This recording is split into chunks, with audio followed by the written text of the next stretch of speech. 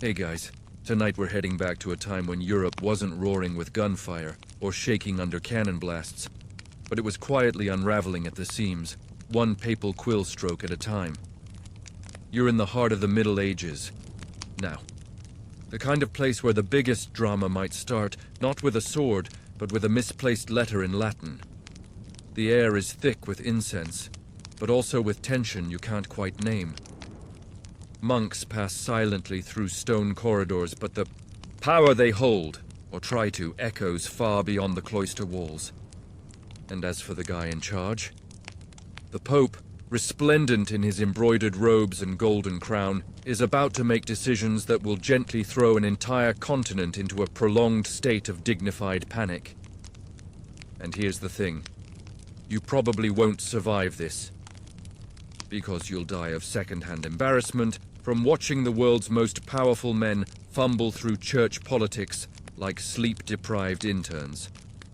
So, before you get comfortable, take a moment to like the video and subscribe, but only if you genuinely enjoy what I do here. Drop your current location and local time in the comments. I love seeing how far this sleepy little corner of history reaches. Now, dim the lights, maybe turn on a fan for that soft background hum, and let's ease into tonight's journey together. You're standing in a grand stone chapel under a ceiling that feels like it's trying to reach heaven before you do. The year is 1119. A hush falls over the crowd as the newly elected Pope, Gelasius II, is about to be crowned. The cardinals, bishops, and Rome's nobility crowd in to witness the sacred ritual, each step weighted with tradition, incense, and the silent tension of dozens of political debts about to be called in. The coronation of a pope should be a unifying moment, the steadying of the spiritual ship. But instead, every time a new pope slides that crown onto his head, a tiny tremor rolls through Europe. You wouldn't hear it, but you might feel it, in the shifting tone of a French bishop's sermon, or in the way a German noble hesitates before pledging loyalty. The ripple spreads. A slight change in papal loyalty here, a swapped-out policy there, and suddenly, alliances start to shift, quietly but unmistakably. Papal coronations weren't just sacred moments. They were seismic, events disguised as polite ceremonies. The rituals may have been holy, but the consequences were deeply political. Every new pope had different loyalties, debts to repay, preferences in theology, and, more dangerously, grudges. Take Pope Innocent II, for example. Crowned in 1130 in a ceremony marked by rushed whispers and more than one raised eyebrow, his ascension sparked a schism that would quietly divide Europe for nearly a decade. Two popes, two courts, two sets of alliances, all existing at the same time. It's the medieval equivalent of replying all to the wrong group email and accidentally launching a Cold War. Historians still argue whether the coronation process itself, secretive, exclusive, and driven by political maneuvering, was a necessary evil or an intentional design to maintain elite control. What's certain is this. The moment a new pope was crowned, dozens of European leaders would begin adjusting their plans, hedging their bets, and rewriting diplomatic letters faster than you can say infallibility, even within the papal court.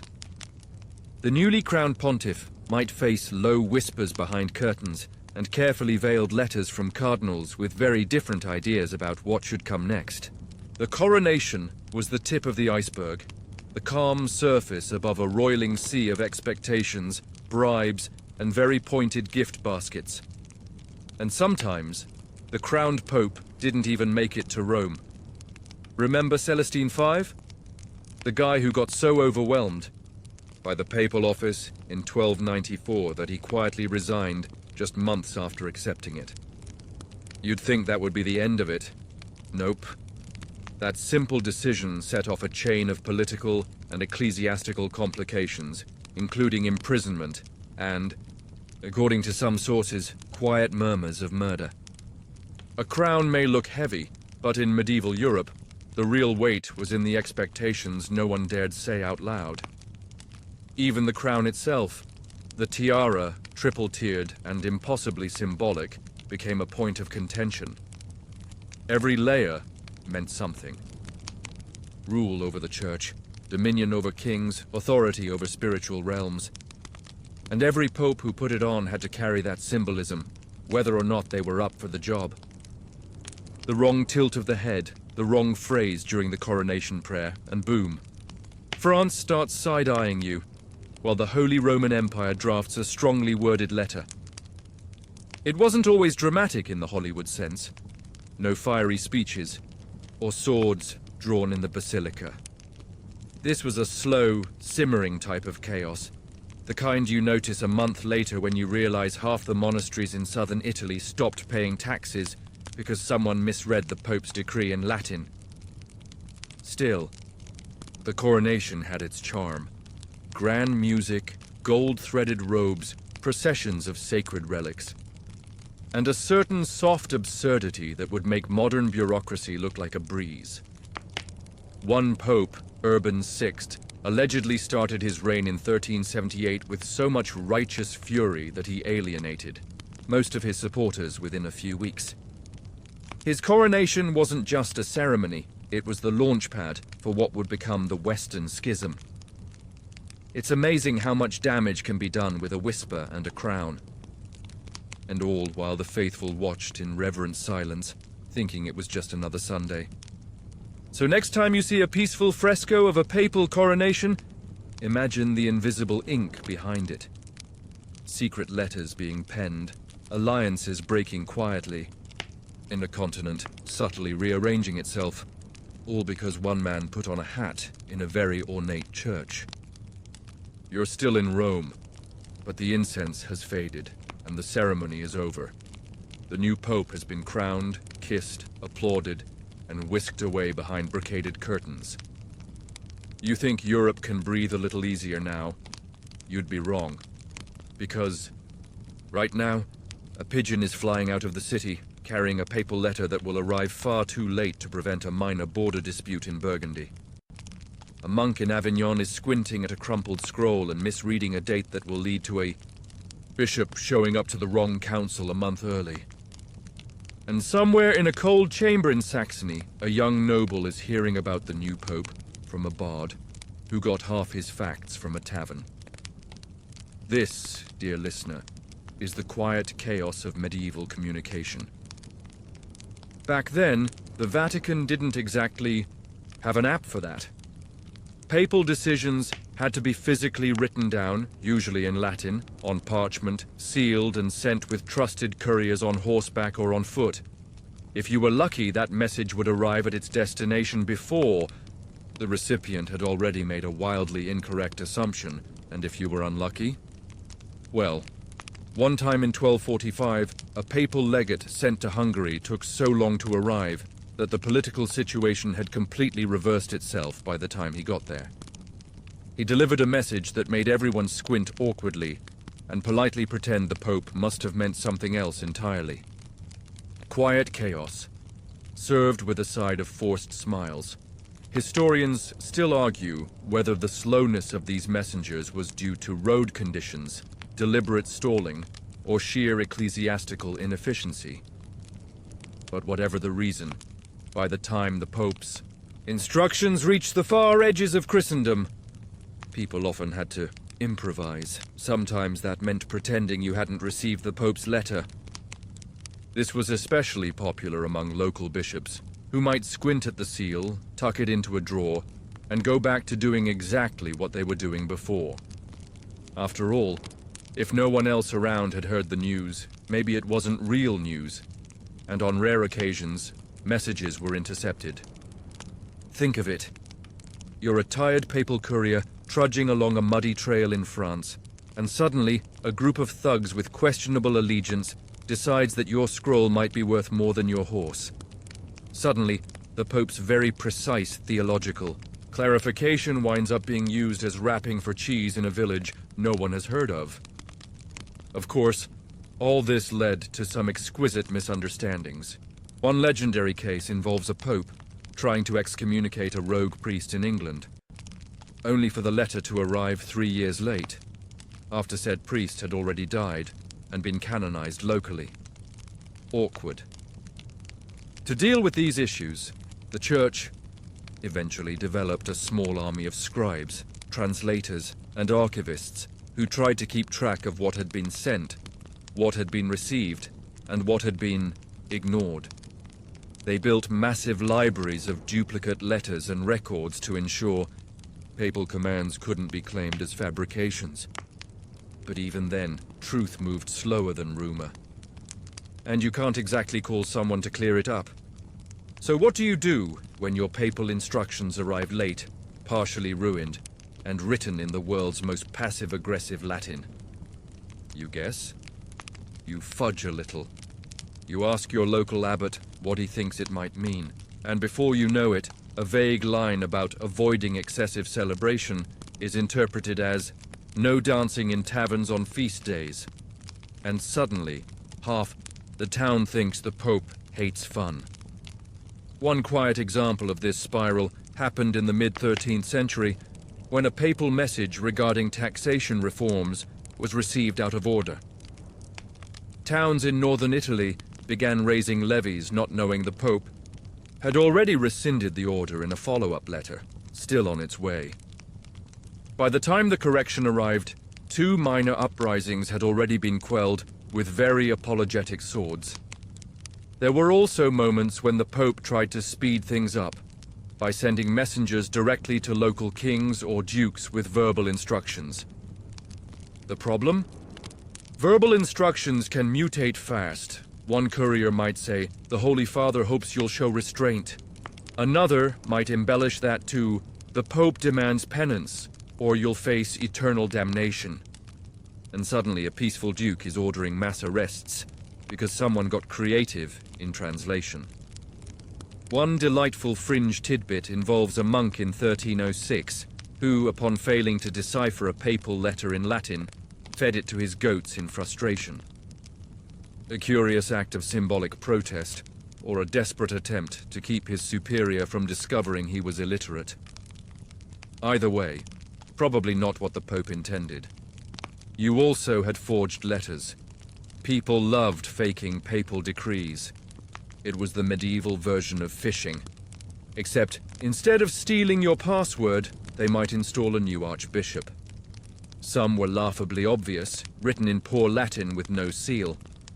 Others were so convincing that even papal clerks got confused and had to hold emergency synods to figure out if the Pope actually declared that specific goat festival sinful.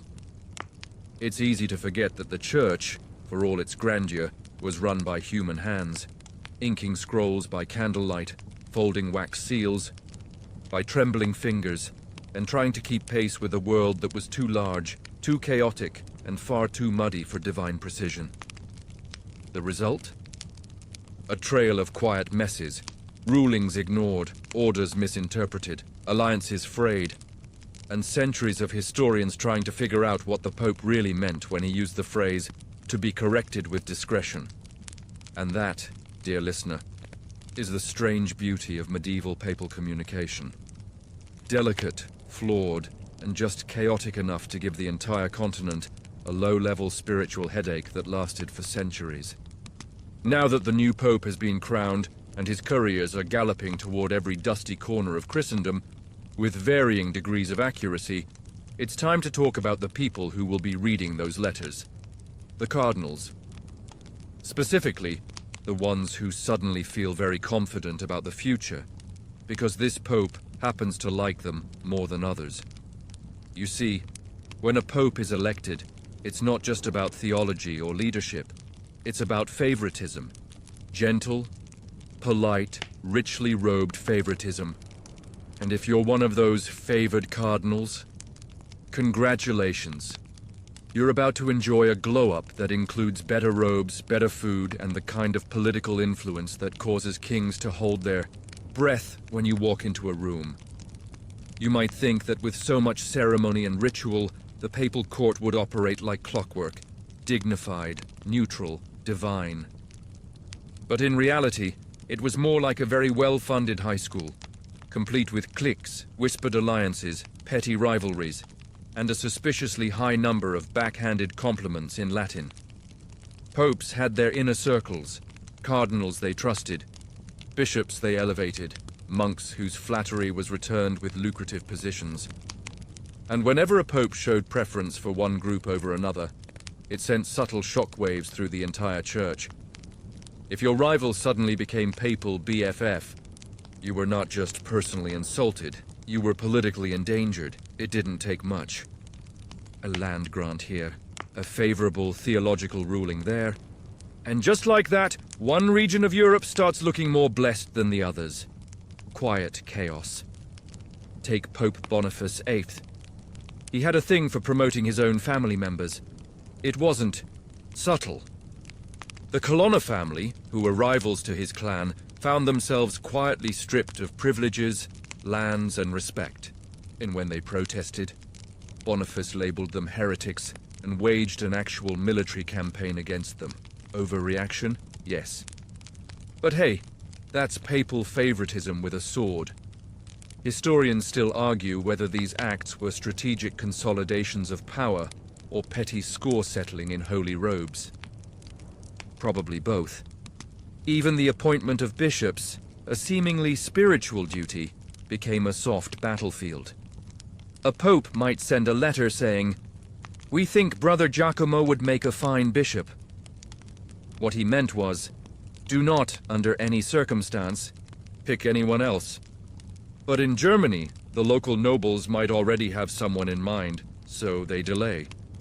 Or pretend they didn't get the letter, or suggest that Giacomo sounds suspiciously French and therefore suspect. And remember, every papal favorite creates multiple papal non-favorites. Imagine you're a cardinal who just lost the Pope's ear to someone who smiles too much and quotes Aristotle badly. You can't protest openly. That's a fast track to getting reassigned to a monastery in the Alps. But you can write very passive-aggressive theological treatises. And maybe, just maybe, start nurturing a rival faction behind closed doors. Three! Result. Dozens of minor theological disagreements erupt like polite brushfires across the continent. Are indulgences applicable before or after confession? Should relics be stored in velvet or silk? Does it really matter if the chant is in the wrong key? Normally, these are harmless debates. But in an era when a favored cardinal's opinion could reshape doctrine, suddenly those questions take on geopolitical weight. One fringe example? A pope once granted a cardinal authority to oversee a pilgrimage route in Spain. That cardinal, overzealous and very detail-oriented, imposed a new system of tolls and blessings. Pilgrims grumbled. Local. Rulers fumed. Two towns stopped speaking to each other for a year. The Pope never intended that level of detail. But hey, when you promote someone who takes influence to mean total regional control, things escalate. And it wasn't just about church power. Papal favoritism influenced marriages. Let that sink in. European nobles, ever the opportunists, started marrying off their children based on who the Pope favored. If your niece happened to marry the cousin of a papal cardinal, you might just find yourself being invited to Vatican feasts, or more importantly, getting your lands restored after that minor rebellion you weren't technically involved in. Naturally, some people faked these connections. One poor soul in Florence pretended to be the Pope's distant cousin for almost 3 years, before anyone noticed. He was eventually discovered because he misspelled the Pope's name in a letter requesting tax exemptions. Another curious case. Pope Urban V gave special privileges to a French monastery that had, allegedly, baked him a really good pie during his time as a young cleric. This is unconfirmed, but several letters exist praising the hospitality of the abbey. And shortly thereafter, the abbey received substantial funds, and its abbot was made a bishop. Coincidence? Perhaps.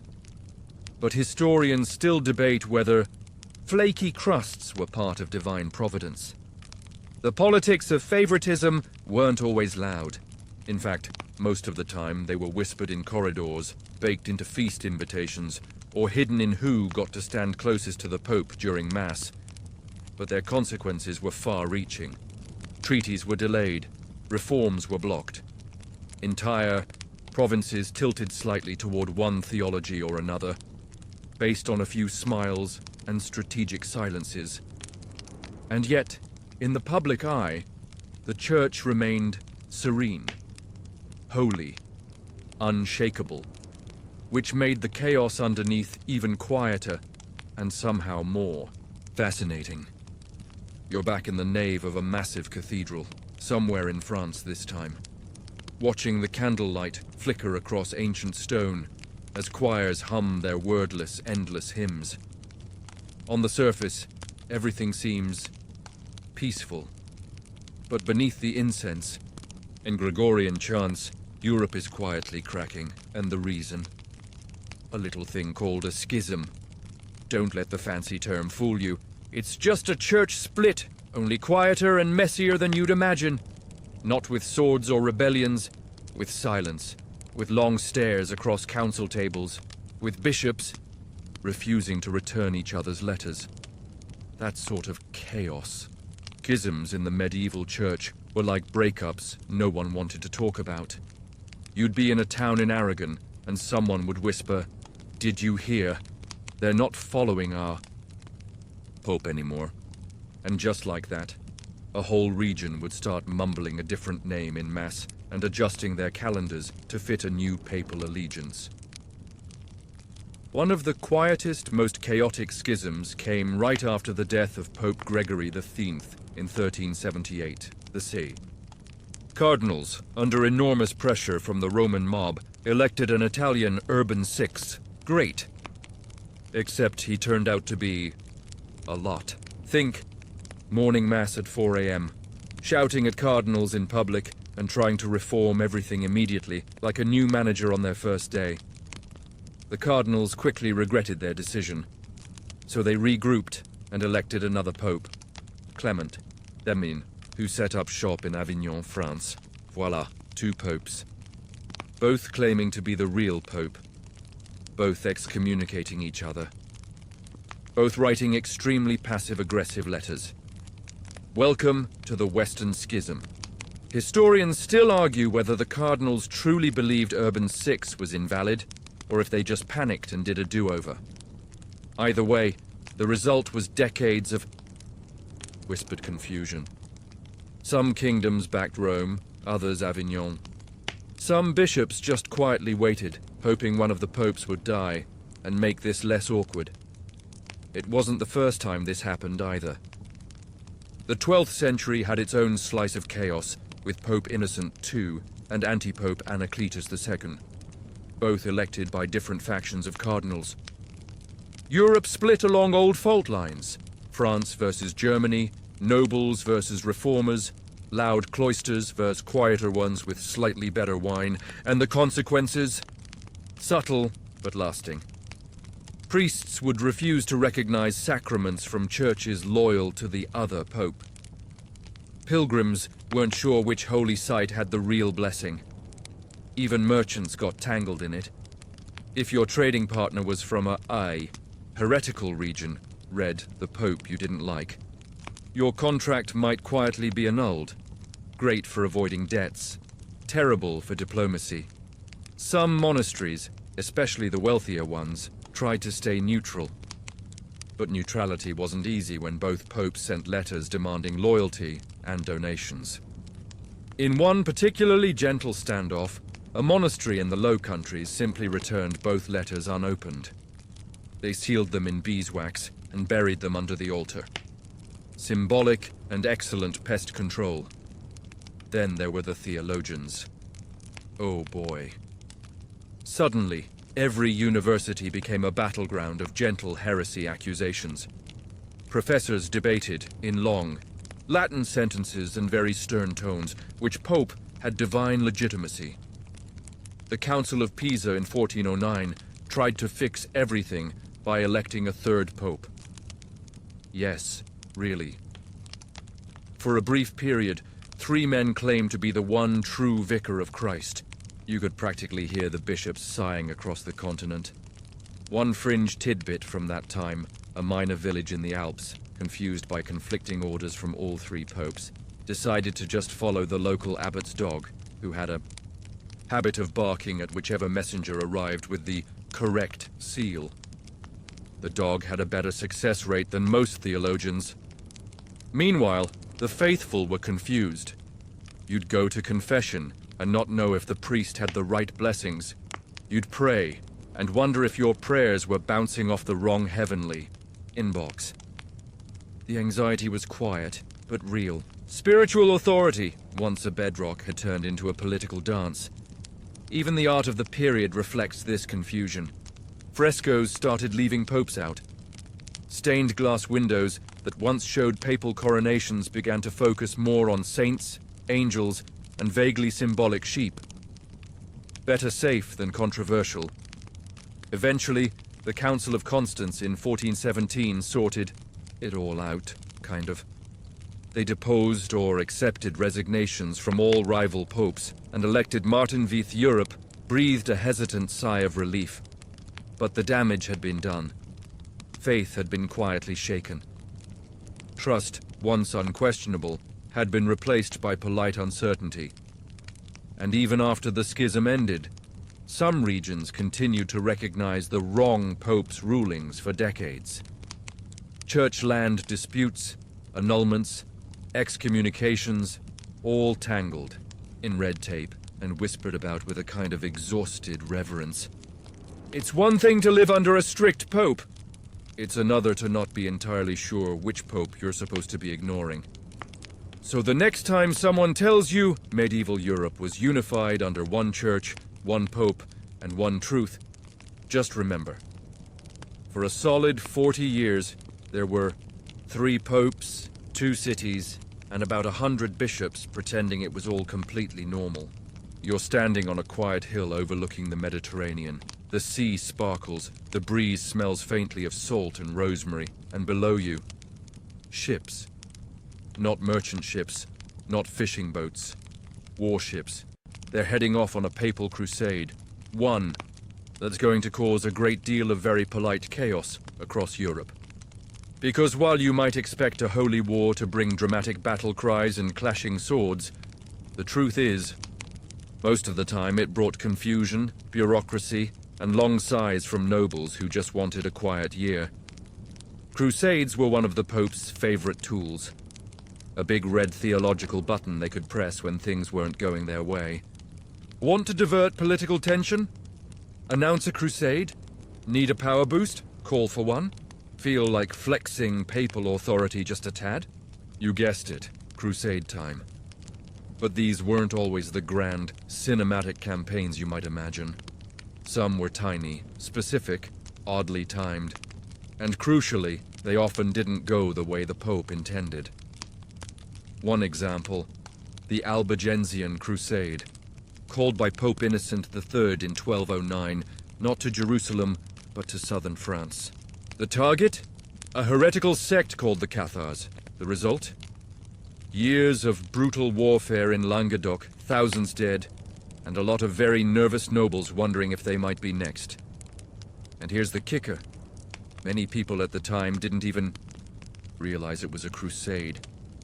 It didn't look like the traditional march eastward. There were no Saracens, just Frenchmen killing other Frenchmen while claiming spiritual indulgences. Quiet chaos, dressed in chainmail. Historians still argue whether Innocent genuinely believed this was a righteous war, or if he simply wanted to reassert Rome's control over a region getting a little too independent. Either way, it left behind in spiritual and political mess that took generations to clean up. Then there were the Crusades that no one really showed up for. Picture this. A pope, arms raised in a glorious sermon, calls for a crusade against the Ottomans. Trumpets sound, messengers are sent, flags are embroidered. And then, silence. No one volunteers. Why? Because it's the middle of winter, harvests have been terrible, and local nobles are already fighting their own wars. Oh, and the last crusade bankrupted half of Normandy. Whoops. This happened multiple times in the 14th and 15th centuries. Popes kept announcing crusades like seasonal sales. But Europe? Not buying. The result was an awkward, drawn-out silence as papal scribes quietly shelved the plans, and everyone just pretended they hadn't heard the call. One fringe tidbit: in 1366, Pope Urban V announced a crusade so poorly timed that the ships were already built before he realized no one was coming. They sat unused in the harbor for months before being sold at a loss to Venetian merchants, who used them to transport cheese. Other crusades had entirely unintended side effects. In 1202, during the Fourth Crusade, European knights were supposed to head to the Holy Land. Instead, they got sidetracked, ran out of money, and ended up sacking Constantinople, a Christian city. That's right. Instead of fighting infidels, they looted churches, stole relics, and deeply embarrassed the Pope. When word got back to Pope Innocent III, he was livid at first. But then he realized he couldn't exactly excommunicate an entire crusade. So he did what every frustrated leader does. He issued a very stern letter, pretended it was fine, and moved on. These accidental crusades caused ripples across Europe. Relations with the Eastern Church were permanently damaged. Local clergy had to awkwardly explain to their flocks why the holiest warriors in Christendom were now selling stolen icons in Venice. And yet, the idea of the crusade persisted. Not because they were effective, but because they were powerful symbols. Saying, "This is a crusade," gave popes leverage. They could grant indulgences, claim funds, redirect loyalty. Even if no one fought, the word itself carried spiritual gravity. Some clever rulers used this to their advantage. Need to quell a rebellion. Call it a crusade. Want to punish your enemies with a papal blessing? Convince the Pope to sign off on your campaign. Suddenly, you're not just a warmonger. You're a holy warrior. In 1241, a minor dispute in Central Europe escalated into a papally endorsed mini-crusade against other Christians. The result?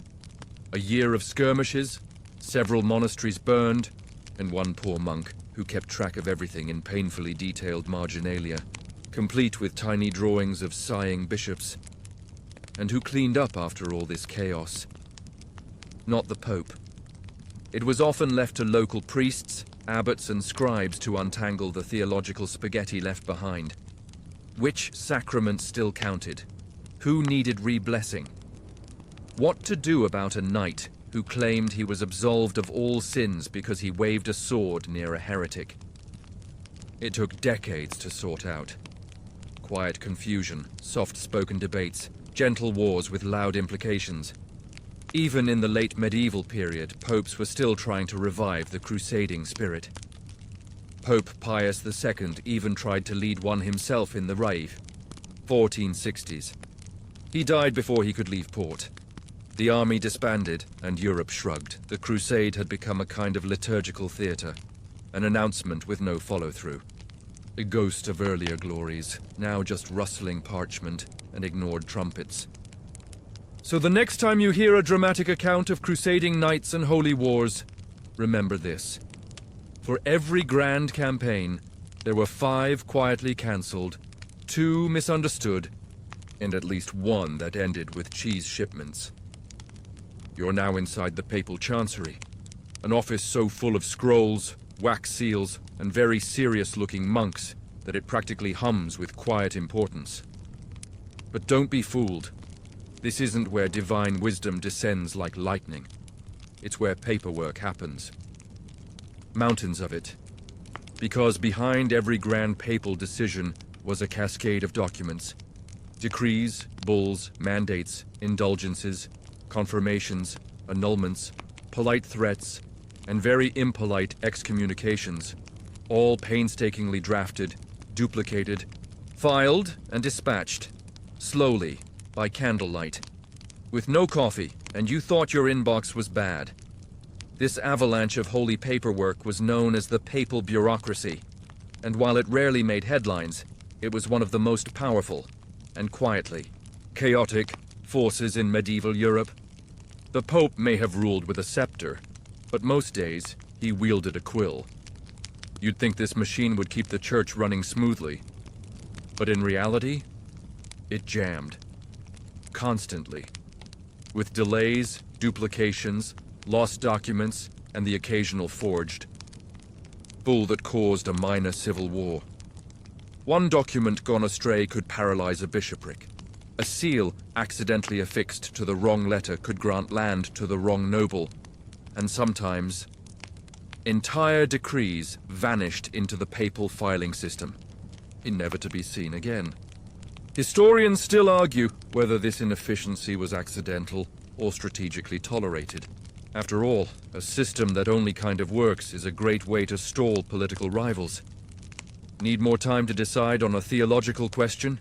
Lose the paperwork? Want to delay that inconvenient council? Blame the scribes. The result was what one modern historian lovingly calls administrative fog. Everything moved slowly, confusion was constant, and while the world thought the Pope was calmly steering the ship, the engine room was full of monks frantically misfiling land grants. Take, for instance, the Papal Penitentiary Office, which handled matters of conscience, things like secret marriages, accidental bigamy, and spiritual dispensations. It sounds personal, but it was so swamped with requests that some answers took years. By the time a dispensation arrived, the couple might already be dead, or worse, remarried. And let's not forget indulgences. Those handy little spiritual coupons handed out for good behavior, or more often good donations. To regulate them, the papacy had to issue permits, registers, audits. You'd think they were running a very holy banking system. And in a way they were. Of course, the moment you involve money, things get weird. One fringe example. In 1333, a scribe accidentally added an extra 0 to an indulgence fee, causing outrage when a small German abbey was charged 300 florins for what was supposed to be a routine blessing. It took 6 years, 4 bishops, and one very apologetic letter from the Vatican to undo the error. Meanwhile, the Pope continued issuing bulls, formal documents with the official seal of lead. These were the gold standard of papal communication. But even these weren't safe from mischief. Forgeries were rampant, sometimes malicious, sometimes just hopeful. In England, one monk famously faked a bull declaring his monastery exempt from taxes. He was caught because he accidentally used a goat seal instead of a papal one. Easy mistake. Then there was the issue of language. Most documents were in Latin, but not all clergy understood Latin well, especially in rural areas. So the meaning of a papal bull could be wildly different depending on who was reading it and how tired they were. In one notable case, a badly translated bull from Pope Honorius, the word was interpreted by a monastery in Bohemia to mean, abstain from meat entirely. They did, for 3 years. Monks got sick, complaints were sent. It was eventually corrected, but the incident left a permanent reputation. The hungry Abbey of St. Petrus. And don't even get started on duplicates. Every major papal document was copied, sometimes in triplicate, sometimes more, and stored in different parts of the Vatican archive. Which sounds organized until you realize the copies often didn't match. Small changes in wording could shift entire meanings. A missing "not" could transform a command into a heresy. It's no wonder that by the late Middle Ages, some nobles simply hired their own scribes to interpret papal documents. Quietly, creatively, and very profitably. One particularly, clever French duke, reportedly built his castle using funds he claimed were technically authorized by a papal bull. When Rome finally investigated, The document he presented had been so heavily altered, it contained references to saints who hadn't even been canonized yet. Audacious, effective. The papal chancery tried to adapt. Reforms were attempted, more scribes were hired. A new seal-checking system was introduced. But for every improvement, another loophole emerged. Like the rule that every indulgence had to be registered, unless it was granted in person. Suddenly, popes found themselves surrounded by opportunists trying to bump into them casually at church. And throughout it all, Europe responded with a mixture of reverence and exasperation. Kings waited months for permissions to marry distant cousins. Bishops nervously reread bulls to make sure they hadn't misread a comma. Priests pretended not to see contradictions and hoped no one else noticed either. Because in the medieval church, as in most bureaucracies, the real power wasn't just in what was said, but in how long it took to say it. So the next time you imagine the papacy as a beacon of clarity and order, picture instead a dusty scriptorium full of ink-stained. Monks whispering, "Wait, did we send that one to Bavaria?" It's late at night in Rome. The candles in the papal chambers burn low, the corridors are quiet, and the doors are shut, mostly. Because behind one of them, muffled voices rise and fall in the flickering gloom. You found your way to the Papal Curia, that inner circle of advisors, secretaries, and specialists who, by day, manage the spiritual logistics of the Catholic world. And by night, occasionally scheme, squabble, and pass notes like they're in a very holy boarding school. This is where the decisions get made, or more accurately, massaged. Where theology meets politics, and egos wrapped in scarlet robes quietly collide. To the public, the Curia looked serene, solemn, and unified, but in reality, it functioned more like a tense dinner party with too many courses and not enough bread. Everyone had an opinion, everyone had a grudge, and everyone was very good at smiling while quietly sabotaging each other's plans. At the center of this delicate dance, the Pope. But popes, human as they were, often relied heavily on their closest advisors. And sometimes those advisors used their access not just to serve the church, but to serve themselves. One historical example: Cardinal Rodrigo Borgia, yes, that Borgia, who spent years cultivating influence behind the scenes before eventually becoming Pope Alexander VI. Long before his notorious papacy, he was already maneuvering through the Curia like a chess master, forming alliances, cutting deals, and whispering suggestions into the right ears at the right time. Historians still argue whether Borgia's rise was due to sheer brilliance, shameless bribery, or a Vatican-wide case of selective hearing. Likely, it was a blend of all three, and Borgia wasn't the only one. Many Curia members had side agendas, family ambitions, regional loyalties, secret debts. And in a world where a papal nod could make or break a noble house, those agendas quietly guided decisions that would shape all of Europe. The Curia's influence extended far beyond Rome. A curial clerk could stall a decree by misfiling it. A canon lawyer might reinterpret a papal ruling to benefit a particular duke. And all of it was done quietly, carefully, beneath layers of incense and ritual. One fringe tale involves a curial official in the early 1300s who allegedly approved conflicting marriage dispensations for two rival French families, either by accident or for a generous gift of wine and wool. The mix-up led to a feud that lasted 3 generations. The wool, we assume, was excellent. And then there were the clerical mistakes that looked suspicious but were probably just mistakes. Like the time a papal proclamation about a tax exemption was miscopied to include a different town with the same name. The unintended town celebrated. The intended town revolted. The Pope apologized. Quietly. No one really forgave anyone. These sorts of incidents gave rise to what one medieval chronicler called the Whisper War, a slow-burning campaign of influence and subtle sabotage within the Vatican walls. There were no assassinations, no duels, at least not in the Vatican, but plenty of secret alliances, exchanged favors, and the occasional sabotaged liturgical robe. And curial rivalries didn't stop at Rome's gates. If your favorite wasn't gaining influence in the Curia, you might try to stir up support back home. Bishops in Germany, nobles in Spain, monks in England, all quietly taking sides in fights they barely understood but knew could shift power in their favor. One dramatic example: the feud between the Orsini and Colonna families. Both Roman, both powerful, and both deeply embedded in curial politics.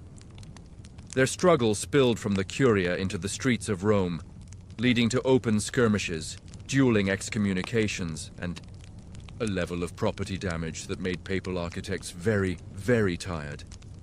And yet, from the outside, the church looked unshakable. Masses continued. Bulls were issued. The Pope gave blessings. But beneath the surface, the Curia crackled with barely restrained drama. The kind of chaos that never made it into stained glass windows but absolutely shaped the course of European history. Even the College of Cardinals, supposedly the Pope's most trusted circle, was a simmering soup of ambition and suspicion. You weren't just a spiritual guide, you were a power broker, constantly balancing piety with politics, and sometimes failing spectacularly at both. In 1280, during a particularly tense papal conclave, two rival factions of cardinals became so deadlocked that they physically barricaded themselves inside different parts of the Vatican. And one group reportedly tried to climb out a window to escape the pressure. Another threatened to elect the janitor just to break the stalemate. Whether true or exaggerated, the fact that people believed it says everything.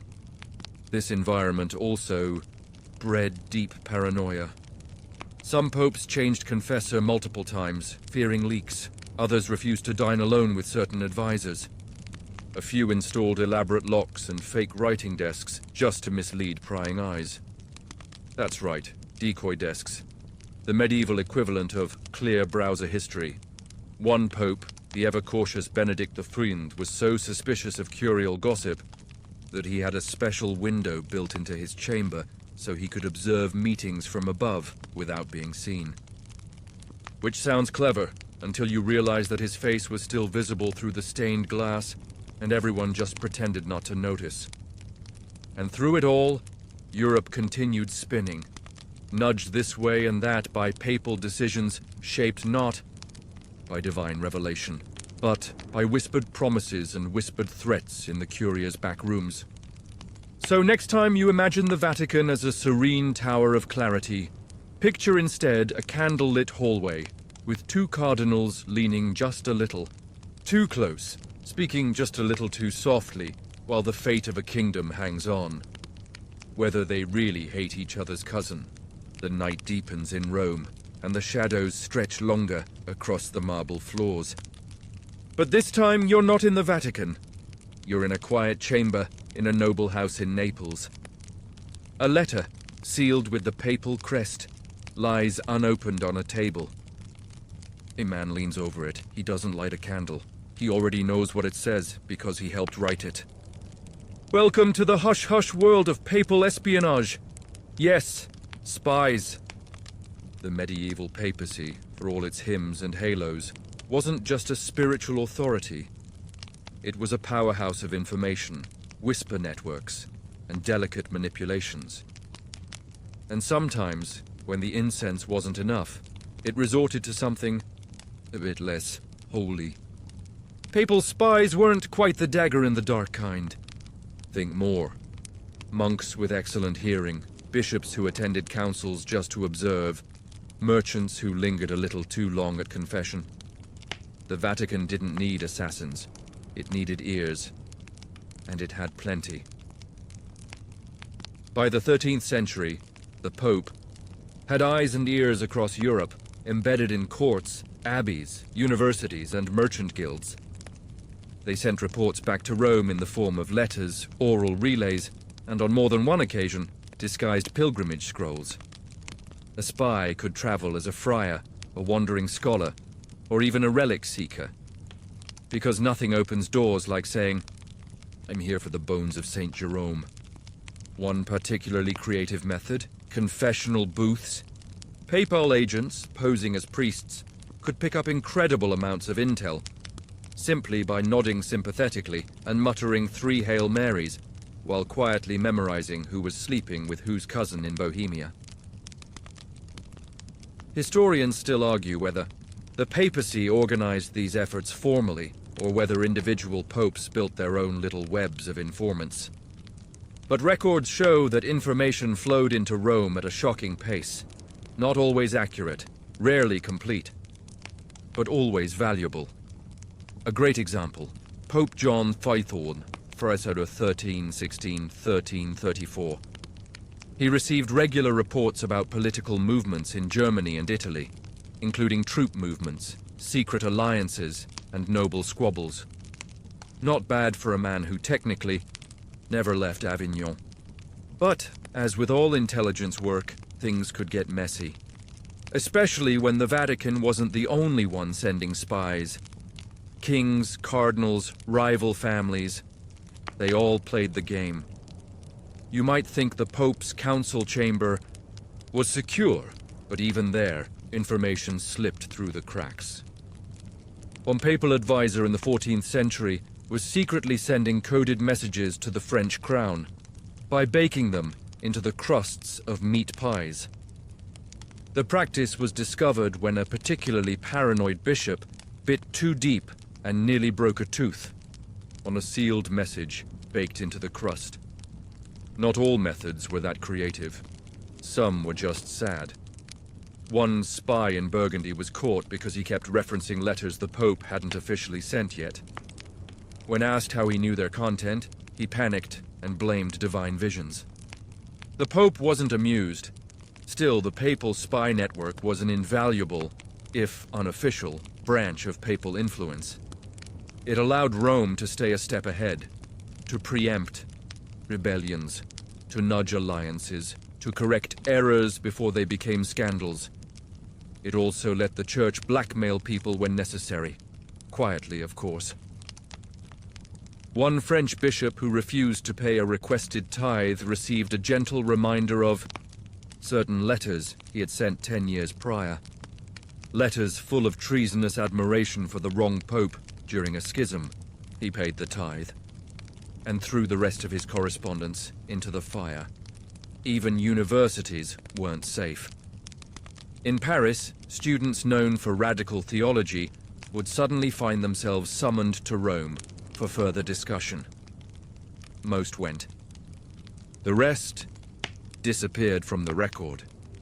Not ominous at all, one fringe tale comes from a Florentine merchant who, after confessing an affair with a high-born woman to a papal representative, found himself being invited to a sudden business. Partnership with her father. Coincidence? Sure. But that representative later turned up in Avignon, working in the Curia's logistics office. It turns out, divine forgiveness isn't always free. It sometimes comes with interest. There were also cases where popes relied too much on faulty intel. Pope Boniface VIII, known for his assertiveness, and definitely not for subtlety, launched a campaign against certain Roman noble families, based on reports that turned out to be exaggerated. It backfired. One family's retaliation forced Boniface to barricade himself in a fortress for weeks, and the Curia pretended not to notice. And yes, some of these reports were forged entirely. False letters, fake witnesses, made-up heresies. A cardinal who wanted a rival removed might arrange for concerned citizens to report a sudden surge in suspicious theology. And boom, a papal investigation. Whether it found anything didn't matter. The damage was done. Reputation cracked. Influence diminished. Papal espionage wasn't about action. It was about impression, plant a doubt, spread a whisper, delay a decision. Sometimes, the most effective chaos was caused by letting a king believe the Pope knew something he didn't, or by letting a queen think her confessor had been compromised. And all of it, quiet. No declarations, no battles, just letters, rumors, and knowing glances across cathedrals. So, while the popes wore tiaras and carried staffs, they also carried secrets. Not all divine, not all clean, but all devastatingly useful. Next time you picture medieval spies, don't look to cloaked assassins or rooftop runners. Picture a man in a monk's robe, sipping wine at a noble's table, listening just a little too carefully, then disappearing before the candle burns out. You're standing in the dim coolness of a Roman treasury chamber. Shelves line the walls, each stacked with locked boxes, ledgers, and the occasional goblet that probably wasn't supposed to end up here. It doesn't glitter like you'd expect. Not gold upon gold, but rather a practical collection of assets meant to run the biggest institution in Europe.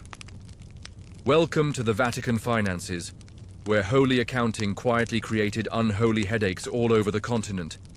You'd think the Pope, being a spiritual leader and all, would float gently above the mess of money, uninterested in taxes, land disputes, and international trade tariffs. You'd be wrong, because running the medieval church was expensive. Cathedrals don't build themselves, cardinals eat well, crusades don't pay for their own sales. And indulgences, oh, those spiritual coupons came with printers, auditors, and more than a few suspiciously overbuilt monasteries. And when the money ran low, the popes got creative. Quietly, of course. The papacy had multiple revenue streams: tithes, mandatory, offerings, strongly encouraged, land rents, lucrative, and fees for everything from baptisms to bishoprics. But perhaps the most quietly powerful source of wealth: annates, the first year's income from every new bishop or abbot appointed. A kind of welcome to your post tax. It added up fast, and here's where the chaos comes in. Imagine you're a bishop in Scotland, newly appointed. You've barely unpacked your chalices, and already there's a polite letter from Rome requesting your first year's salary. You can't refuse, technically, but maybe you can delay. Maybe you claim your diocese had a poor harvest. Maybe you lose the letter. Multiply that across dozens of dioceses, and suddenly the papacy finds itself low on funds, again, and issues another decree raising the collection rate. Cue local outrage. Cue a dozen different interpretations of what the Pope meant. Cue quiet revolt. Historians still argue whether these financial policies were greedy, necessary, or just the inevitable outcome of running a vast religious empire without an Excel spreadsheet. Likely, it was all three. The result: a low rumble of unrest across Europe. Not loud enough for rebellion, but strong enough to cause nobles to grumble, monks to protest, and kings to quietly consider building their own churches, just to keep the cash at home. Sound familiar? That's right. Some of this grumbling would eventually become the seeds of the Reformation, but centuries before Luther nailed anything to any door, people were already sighing at Rome's bills. One fringe example. In 1326, a group of French monks created a secret treasury bypass fund, pooling money among themselves to cover papal fees without letting the Vatican know how much revenue they actually had. It worked for 3 years, until a novice accidentally sent the entire budget summary to the wrong address. The response from Rome was swift, and included a politely threatening letter and a surprise audit by a very grumpy cardinal. It wasn't just about collections either. The Pope spent money in ways that shaped kingdoms: subsidies for loyal kings, funds for building churches in strategic regions, gifts for influential nobles. All of it justified in the name of unity and piety, but quietly calculated for political leverage. And sometimes it backfired. In 1291, Pope Nicholas IV sent a large sum to support a crusading fleet in Sicily. Unfortunately, the fleet never launched. The money was spent on logistics, which apparently included a wedding, a new estate, and some excellent imported musicians. Rome sent investigators. The local lord sent them home with nothing but apologies and a gift basket. Then there were the papal bankers, Italian families who handled church money, loans, and currency exchange. They were powerful, discreet, and occasionally way too ambitious. The Bardi and Peruzzi families in Florence managed papal funds for decades, until they overextended, the Pope defaulted on a few debts, and their banks collapsed spectacularly. Oops. The ripple effects were real. Kings couldn't get loans. Trade routes froze. Smaller banks collapsed, all because the Pope, somewhere along the line, decided not to repay his overdraft. Quiet chaos, powered by accounting ledgers and missed payments, and yet the faithful kept donating. Pilgrims gave coins, peasants tithed, nobles gifted land. Why? Because giving to the church meant access to spiritual security, and more importantly, status. Everyone wanted a plaque, a blessing, a tomb just a little closer to the altar. The Vatican leaned into this. It issued tax exemptions to favored nobles. It promised indulgences for donations, some of which were a bit ambitious. One famous indulgence campaign in the 14th century promised time off purgatory per brick, donated toward a cathedral. You can guess how that went. Let's just say a few overzealous barons started calculating their afterlife in cubic feet. Naturally, this system-bred fraud. Fake collectors popped up across Europe, claiming to represent the Vatican. Some were exposed when their receipts had spelling errors like Popey John. Others lasted for years, quietly collecting funds that never reached Rome. The real papal treasury only discovered these scams when two different abbeys both claimed to have sent Rome the same donation. One had the receipt, the other had a goose. True story. Sort of. Even within the Vatican, financial mismanagement happened. A ledger from 1384 shows a sudden, unexplained purchase of silken fish. Historians still debate whether this was a mistranslation, a metaphor, or just the world's fanciest dinner party. And through it all, the Pope's spiritual authority remained intact, outwardly. But underneath, the Church was humming with monetary tension. Monks debating budgets, bishops pleading for mercy, merchants negotiating indulgence rates. Europe's salvation had a price tag, and it kept changing. So the next time someone tells you the Pope ruled Europe with divine authority, remember, sometimes the loudest chaos came not from sermons or swords, but from quietly overdue invoices. It's a misty morning in the countryside, and a quiet caravan is rolling into town. There are no royal banners, no trumpets, just a few monks, some guards, and a covered wagon carrying something wrapped in velvet and reverence. The town gathers. Whispers rise. Because this caravan carries a holy relic, and with it, a wave of mild but measurable chaos.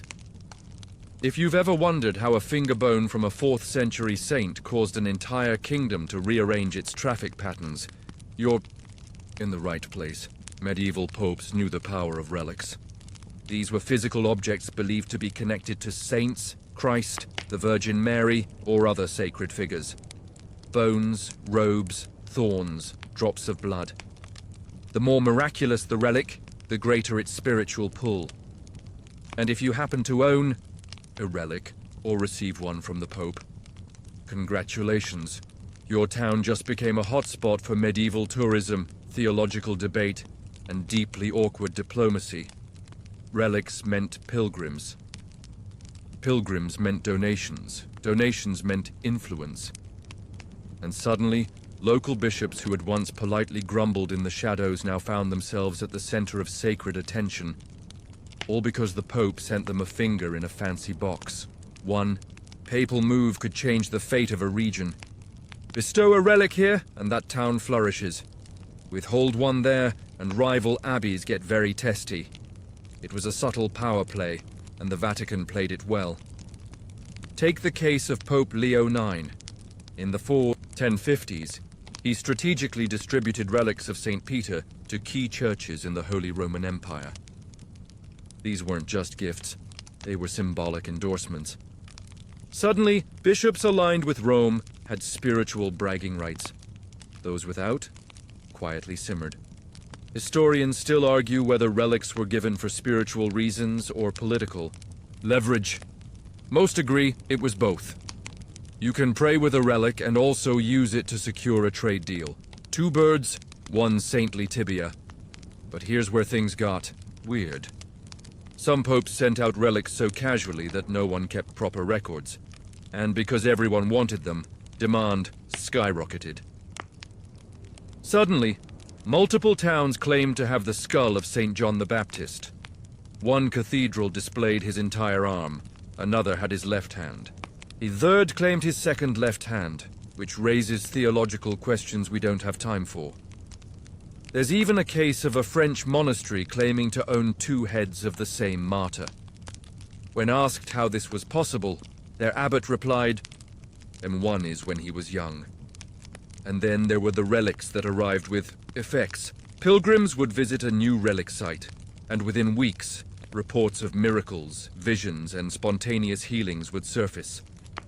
Whether real or not, the buzz was enough to pull in even more travelers, creating the medieval equivalent of a slow-burn viral campaign. But more pilgrims meant more people, and more people meant, well, problems. One relic delivery in the late 13th century caused such a crowd to gather outside a cathedral in Mainz that two nearby bridges collapsed from the weight of spectators. No one died, but the town had to cancel its midsummer festival. Quiet chaos, blessed by a toe bone. And of course, relics came with rules. You had to house them properly. That meant building a reliquary, a special container, often gold-plated, jewel-encrusted, and so expensive it made bishops weep. One small Italian abbey spent 3 years gathering funds for theirs, only to discover they'd been given a secondary relic, a scrap of a robe, not a bone. They built the reliquary anyway, out of embarrassment. Relic ownership also came with prestige, but too much prestige could be dangerous. Some abbots became local celebrities, and rival churches accused them of forging their relics' authenticity. Council meetings were called, tempers flared, and Latin insults were hurled like incense across chancels. In one fringe case, 2 churches claimed to house the same relic and decided to duel. Not with swords, mind you, but with public miracle demonstrations. Each church hosted vigils and healings. The one that could out-miracle the other would win. It ended with one miraculous nosebleed and a very confused goat. No clear victor. Forgery became a real issue. The papacy, aware that hundreds of relics were floating around with suspicious backstories, occasionally sent out inspectors. These men, usually stern monks with good eyesight and no sense of humor, would test authenticity with methods ranging from cross-referencing documents to sniffing the relic. Seriously. One papal inspector in 1372 declared a relic fake because it smelled too much like cinnamon. The relic was reclassified as a symbolic devotional aid. The monastery kept it anyway. Eventually, the Vatican began centralizing relic distribution. Only the Pope, or his authorized representatives, could verify and distribute them. This helped a little. But it also made genuine relics even more valuable, and black market relics even more appealing. In Rome itself, there were entire guilds of reliquary artisans, some of whom were suspected of crafting containers for relatively unknown relics that suddenly became very popular. One workshop was found to have pre-made boxes labeled Arm of St. Sebastian and Nail of the True Cross. Inventory planning, or spiritual bootlegging. The popes continued the balancing act. They wanted to spread devotion, but not too fast. They wanted miracles, but not fabricated ones. They wanted to honor the saints, but without sparking pilgrimage riots. It was a delicate operation, and the effects lingered. Long after the relics were installed, their presence would shape local economies, inspire legends, and subtly nudge Europe's spiritual map into strange crisscrossing patterns of devotion. All from a single papal decision, sealed in wax and velvet. So next time you hear someone say, "It's just a bone," remember, in the hands of a medieval pope, it was also a political tool, a fundraising mechanism, a town's salvation, or, occasionally, a deeply misunderstood piece of goat cartilage. The sun rises over the dusty road to Rome, and the sound you hear isn't chanting or church bells. It's hooves, hundreds of them, pilgrims, merchants, horses pulling carts full of bread, wine, relics, and rope-bound bundles of clothes. You're standing at the edge of a phenomenon no medieval pope fully intended to spiral so wildly out of control: the pilgrim traffic jam. When a pope declared a jubilee year, usually every 25 to 50 years, it was an invitation to the faithful to journey, to Rome, confess their sins and receive full indulgences. That is a spiritual reset button, a do-over for all your past missteps. For many, it was the trip of a lifetime, but behind the holiness, total, glorious, slow-moving chaos.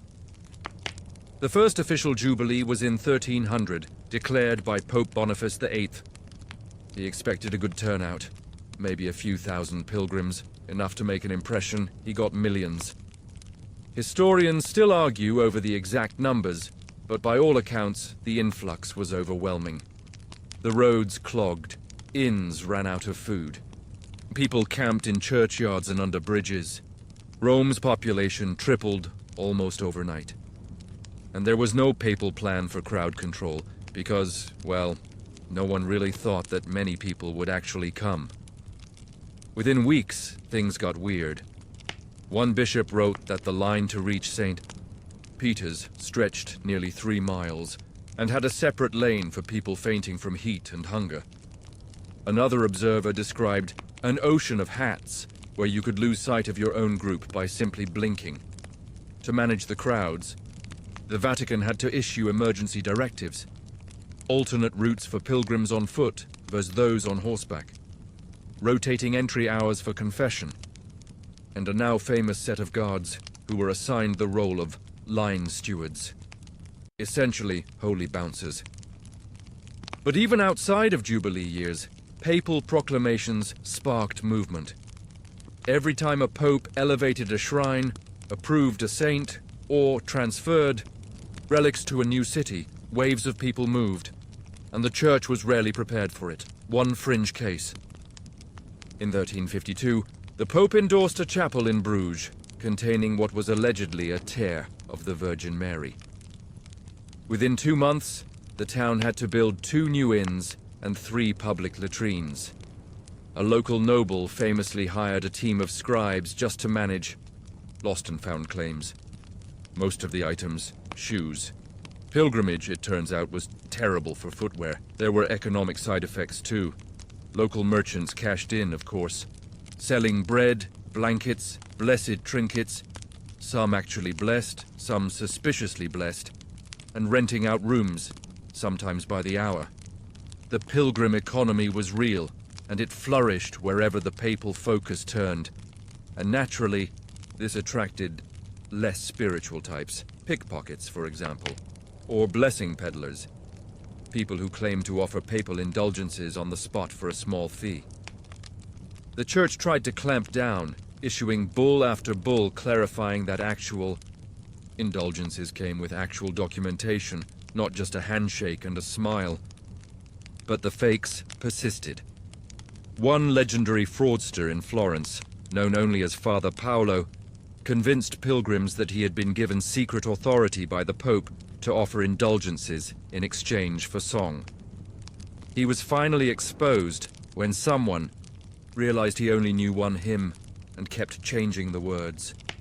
even sincere pilgrims caused problems. Imagine thousands of people descending on your town, asking for food, lodging, and directions to the nearest relic. Imagine the wear on roads, the strain on monasteries, the water shortages. Now imagine this happening every single year because a pope somewhere wrote something nice about your local saint. Quiet papal endorsements had loud logistical consequences. Cities, like Canterbury, Santiago, and Cologne, had to completely restructure themselves just to accommodate pilgrims. Street layouts changed. Hostels popped up like mushrooms. Entire neighborhoods were designated as pilgrim zones, and all of it began with a signature from Rome. And don't forget the social tensions. Locals often resented the crowds. Pilgrims came with different languages, customs, and expectations. Sometimes they got lost and wandered into the wrong fields. Sometimes they overstayed their welcome. One town in France had to ban pilgrims from sleeping in barns after a rash of haystack in fires, allegedly caused by overzealous prayer candles. But here's the twist. The popes rarely took responsibility for any of it. They issued the calls, they granted the indulgences. But the actual management left to local clergy, which meant a bishop in a sleepy German village might one day receive a papal bull declaring his shrine a holy site of divine visitation, and the next day be fielding complaints from farmers about pilgrims blocking sheep crossings. One bishop responded by posting signs reading, "Please tread lightly. The Lord watches your feet." It wasn't all bad, of course. Pilgrimage brought spiritual unity. It spread stories. It allowed peasants to see cities they'd only dreamed of. For many, it was a transformative experience, but for the infrastructure of Europe, it was a test of endurance. And the papacy? It kept adding fuel. More saints, more relics, more indulgences. Sometimes for theological reasons, sometimes for financial ones, often for political ones. And with every new decree, another road began to swell with quiet footsteps. So the next time you see a medieval illustration of pilgrims walking serenely toward a shining cathedral, picture instead the full scene. Aching feet, lost children, mules refusing to move, and one papal emissary trying desperately to explain why their relic has to be kept behind the iron bars this time. The pilgrims are gone now, the holy years have passed, and Rome falls into an unusual stillness. No trumpets, no crowds, no papal blessings shouted from balconies. Just silence, because the papal throne is empty. Welcome to the unsettling, quietly, chaotic world of the papal interregnum. Those strange stretches of time when Europe had no pope and everyone politely panicked. The death of a pope wasn't just a sad moment, it was a bureaucratic and spiritual void. From the second, the pontiff's last breath left his body, the machinery of the church lurched into uncertainty, and the longer the seat remained vacant, the more Europe held its breath. You'd think succession would be straightforward. Elect a new guy, pop a crown on him, resume business. But no. Because this is medieval Europe, where nothing happens quickly, and everything happens with ceremony. After a pope died, the College of Cardinals would gather to elect a new one. In theory, a solemn, prayerful process. In practice, a multi-week standoff full of locked doors, bribery, whispered threats, and deeply uncomfortable living arrangements. In fact, the word conclave, from conclave, meaning with a key, refers to how cardinals were literally locked in to prevent interference. In 1268, the election after Pope Clement IV's death dragged on so long, nearly 3 years, that the people of Viterbo, where the conclave was held, started removing the roof tiles above the cardinals to encourage faster decision-making. Nothing focuses the mind like rain on your cassock, and while all this was going on, the Church drifted. You see, during an interregnum, the Vatican couldn't issue bulls, canonize saints, or make major policy moves. which meant that bishops waited, monarchs stalled, entire regions pressed pause.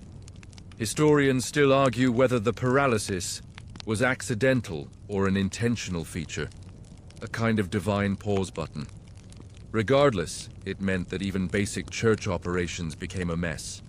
Trials delayed, disputes unresolved, excommunications impending, and Europe being Europe. Some folks used the silence to their advantage. One duke in Bohemia seized 2 church lands during a papal vacancy, arguing, quite logically, that no one was around to stop him. When the new pope finally took office, he wrote an apology so elaborate it included a poem and 3 roasted boars. The lands were never returned. Then there were the rumors. No pope meant no filter. Suddenly, every bishop with a grudge, every noble with a scheme, every monk with a dramatic dream began to circulate stories. The next pope will be French. The Antichrist walks the streets. A comet over Sicily means a woman will be crowned pope. She wasn't, but the comet was real. One fringe tale from the 14th century tells of a village that appointed its own mini-pope during an especially long vacancy. A local priest was crowned with a silver bucket and given a sheep as his cardinal. Rome did not find it amusing. The priest was summoned. The sheep was not. But even when the curia managed to stay composed, the uncertainty trickled outward. Merchants didn't know which papal taxes would be enforced. Soldiers didn't know if excommunication still applied. Kings hesitated to finalize. Treaties, unsure whether the new pope would bless or condemn them. This limbo also sparked power grabs within the Vatican itself. The Camerlengo, essentially the church's interim manager, held enormous temporary power. And while many used it wisely, others tested the limits. One Camerlengo quietly redirected funds to his home region, citing necessary upgrades to church barns. When asked why a barn needed mosaics, he had no answer. But the mosaic still exists. Without papal oversight, the curia could also become deeply factional. Cardinals jostled for influence, forming alliances, leaking letters, even sabotaging each other's rooms. One cardinal returned from Mass to find his bed stuffed with dead fish. No explanation, no culprits. But he withdrew from the next vote, and, still, Europe waited. Every delay in election brought fresh waves of uncertainty. Was God displeased? Had the Church lost its way? Would rival popes emerge again? In 1415, during the Council of Constance, already neck-deep in the Western Schism, the cardinals worked frantically to avoid another prolonged vacancy. But even then, months passed before Martin V was finally chosen, amid fireworks, exhaustion, and quite possibly the world's most relieved applause. And the worst part? Even after the election, the transition was slow. The new pope had to be crowned, paraded, blessed, and installed. Messages had to be sent to every kingdom. Seals changed, letters rewritten, confused messengers corrected. During this awkward in-between phase, both old and new papal directives might be ignored, just in case the new pope didn't agree with the previous one's policies. So a land grant approved in the final week of a dying pope's life might be quietly lost. A pending excommunication might be reconsidered. A dubious bishopric appointment might be allowed to stand, simply because no one wanted to open that folder again. The result? Europe staggered forward. No loud collapse. Just confusion, delay, polite disobedience disguised as reverence. And the Iwi, faithful. They kept praying, they lit candles, attended Mass, waited, believed. Because even without a pope, the machinery of belief continued. But the moment a new pope was chosen, everything changed. Documents were signed, priests rejoiced, power realigned, and 100 secret plans, paused for months, suddenly sprang back into motion. So the next time you picture a mighty pope on a throne, remember this. Even the church's holiest office occasionally fell into silence. And in that silence, Europe didn't scream. It simply shuffled around nervously, waiting for someone in Rome to pick a name. You've made it this far, and now you find yourself standing at the edge of a peculiar little problem. One that didn't involve war, politics, or rebellion, but still managed to confuse half of Europe. The calendar. Yes, friend. The humble, innocent calendar, your sleepy companion on wall hooks and dusty parchment, was the source of years of low-grade chaos, all thanks to a few well-meaning popes and the unfortunate limits of medieval math. See, the Julian calendar, introduced by Julius Caesar and widely used in medieval Europe, had a teeny-tiny flaw. It miscalculated the length of the solar year by about 11 minutes. Not much, right? Except over centuries, those minutes piled up. By the 16th century, spring was arriving roughly 10 days early, according to the calendar.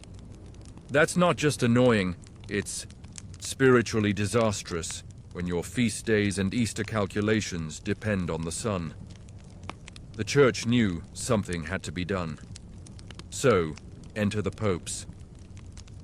Pope Sixtus IV took an early stab in the late 15th century, but it was Pope Gregory III who finally said enough's enough.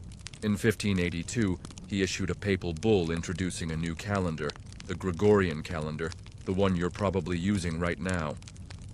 Sounds like a tidy fix. It was not a tidy fix. Gregory's decree involved skipping 10 whole days.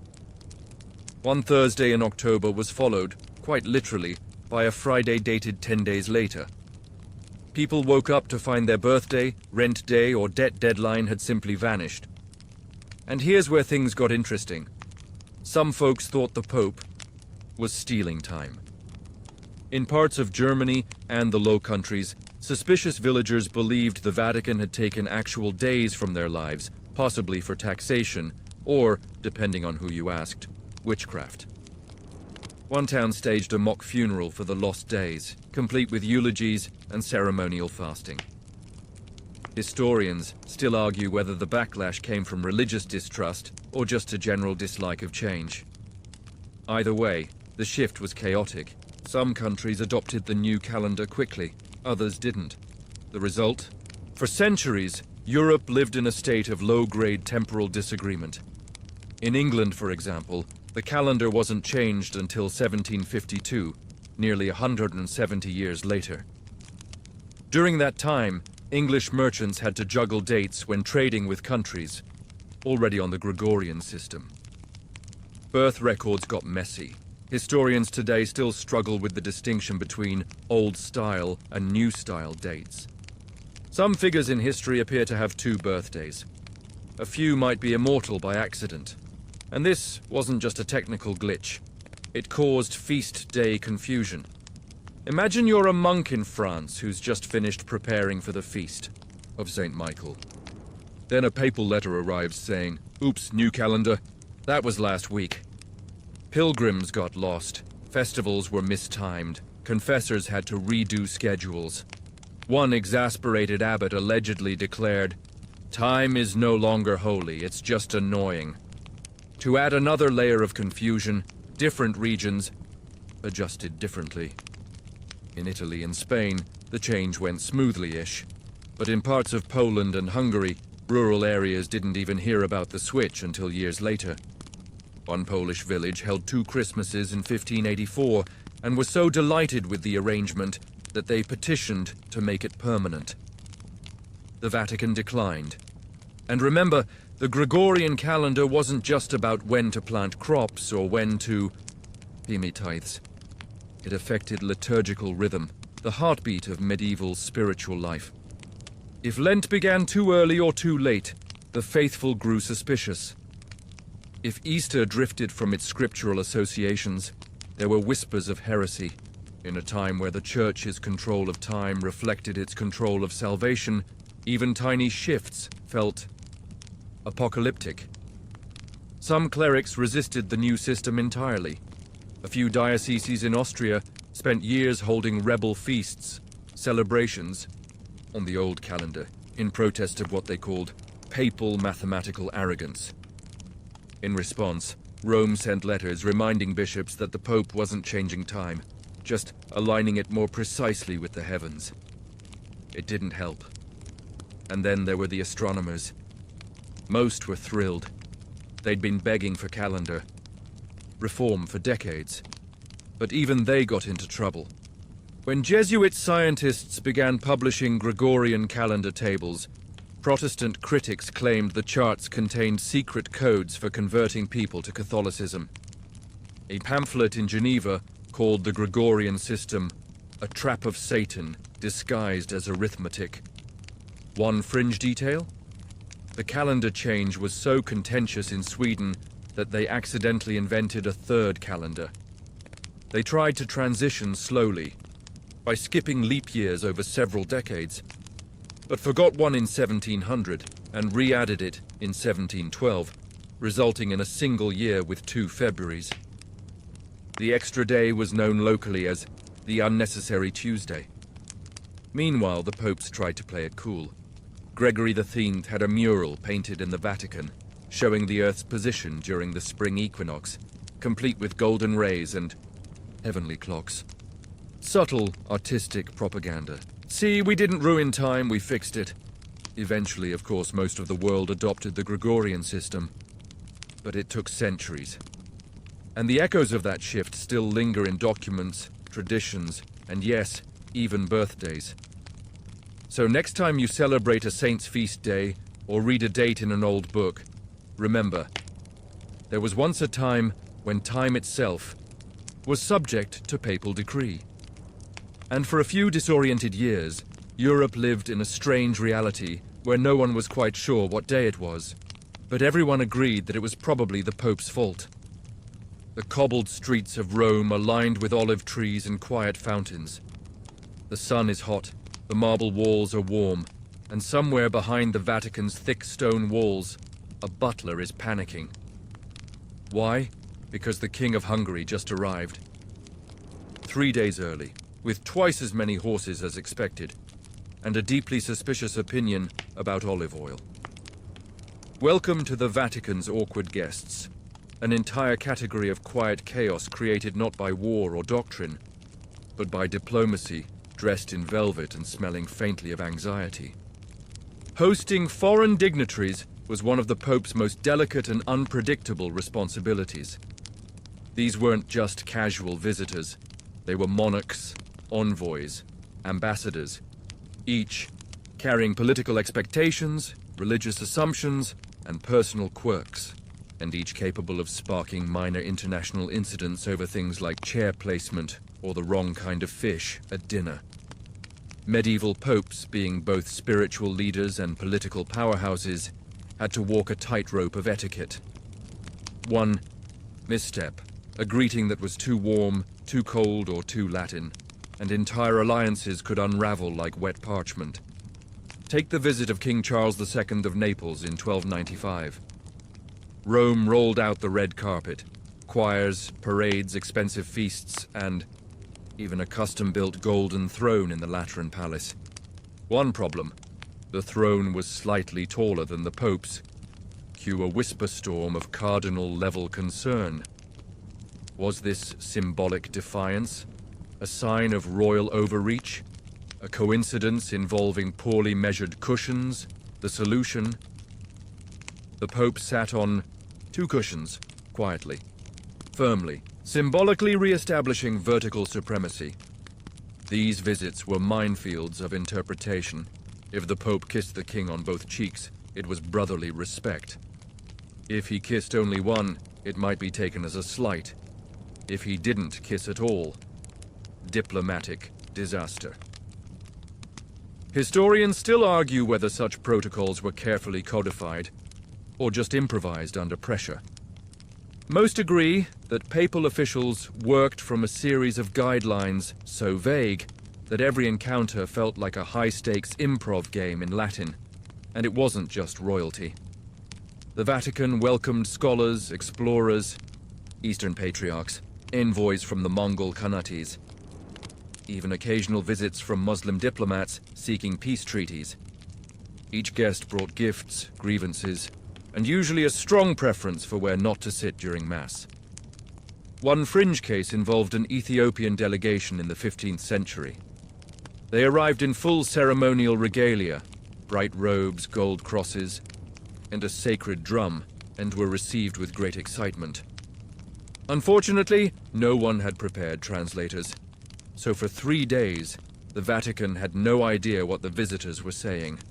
They mostly nodded, offered bread, and assumed everything was fine. Spoiler, it was not. The Ethiopian envoys had come to ask for military support. They left with a papal blessing, 3 ornate chairs, and 0 soldiers. Then there were the logistical nightmares. You couldn't just have kings showing up unannounced. But they did. Papal roads weren't exactly secure. Messengers often got delayed or misinterpreted. One Bavarian duke showed up for a meeting that had been cancelled 2 years prior. He was hosted anyway, awkwardly, generously, and with absolutely no idea what to talk about. Even planned visits came with issues. The Pope's court was structured around very specific routines. Prayer, meetings, more prayer, more meetings. Inserting royal visitors into that flow required rearranging schedules that hadn't changed in decades. One pope reportedly held an entire audience while pretending to read a psalter, just to avoid eye contact with a particularly pushy ambassador from Aragon. The ambassador responded by quoting scripture incorrectly and was never invited back, and the gifts. Oh, the gifts! Papal protocol dictated that guests offer presents, horses, relics, manuscripts, tapestries, mechanical clocks, exotic animals. But every gift was a test. Too grand, and it looked like bribery. Too modest, and it was insulting. In 1332, an Eastern prince gifted the Pope a trained bear. The bear escaped within the hour, wandered into the kitchens, and caused so much havoc that it became unofficial policy to strongly discourage mammalian diplomacy. On the flip side, popes gave gifts in return. But sometimes those gifts caused more confusion than goodwill. One visiting dignitary was given a relic of a little-known saint, only to discover later that another guest had been given the same relic. Rome apologized, suggesting that saints are known to be spiritually generous. And then came the feasts. Banquets were a cornerstone of diplomatic courtesy, but also a staging ground for silent power struggles. Who sat closest to the Pope? Who got served first? Which foods were kosher, halal, or otherwise inappropriate? One Spanish ambassador fainted after realizing he'd eaten eel, which was forbidden in his personal interpretation of Lent fasting. The Pope offered him an indulgence. He declined. Rome offered a second dessert. He accepted. There were even wardrobe mishaps. The Pope's guests often dressed extravagantly, sometimes too extravagantly. One French duke wore so much gold threading during a Jubilee audience that he was mistaken for a shrine and nearly blessed by accident. In a more subtle case, a Hungarian envoy insisted on wearing a crown to every papal event. The Pope responded by increasing his mitre height by 2 inches during Mass. No one spoke of it directly, but everyone noticed. And yet, despite all this, diplomacy continued. The Vatican remained a crossroads of politics and religion. Popes navigated the storm with a soft voice and a firm grip on their schedule. Most visits ended with blessings, banquets, and reluctant mutual respect. But under the surface, every foreign visit left a trace. Rumors, interpretations, quietly shifted. Alliances, a mispronounced name, a delayed procession, a misplaced chair. Each had the power to ripple outward, carried on parchment and memory to courts across the continent. So next time you imagine papal diplomacy as a grand, dignified affair, remember, more than once, Europe's stability hung on whether the Vatican had enough clean tablecloths and whether the Bishop of Ostia accidentally elbowed the Sultan's translator during grace. The chamber is quiet, too quiet. A papal scribe, eyes sore from candlelight, squints at the scroll in front of him. It's in Latin, of course, but bad Latin. Not heretical exactly, but off, awkward, just confusing enough that if he misreads a word, he might accidentally call for someone's excommunication or the immediate redistribution of cows. This, dear listener, is the silent disaster of papal messages lost in translation. When the Pope speaks, or writes, it's supposed to carry divine weight. The Vicar of Christ, after all, doesn't send emails. He sends bulls, decrees, letters sealed with lead and tied with ribbon. But when those words leave Rome, crossing mountains and borders, something always gets muddled. You see, Latin may have been the official language of the Church, but very few people in medieval Europe actually spoke it fluently. Most clergy read it well enough. Some bishops had scribes translate it just in case. And monks? Well, some monks understood it the way you understand a tax form. Slowly, painfully, and with frequent hallucinations. This led to a quiet, spreading chaos across Christendom. Papal miscommunication. Take the case of a bull issued by Pope Gregory, May in 1231, warning German bishops not to foster contentious behaviors. Somehow, by the time it reached a monastery near Cologne, the translation had morphed into encourage festive behaviors. The monks promptly hosted a multi-day carnival, with masks and wine, and a very confused goat named Felix. When Rome found out, they sent a follow-up correction. It arrived a month later, during the hangover. Historians still argue whether the Pope's original language was intentionally vague to allow for local interpretation, or if the scribes just had bad handwriting. Probably both. Latin, after all, is a subtle beast. Swap a few words, and bless this land becomes burn this land.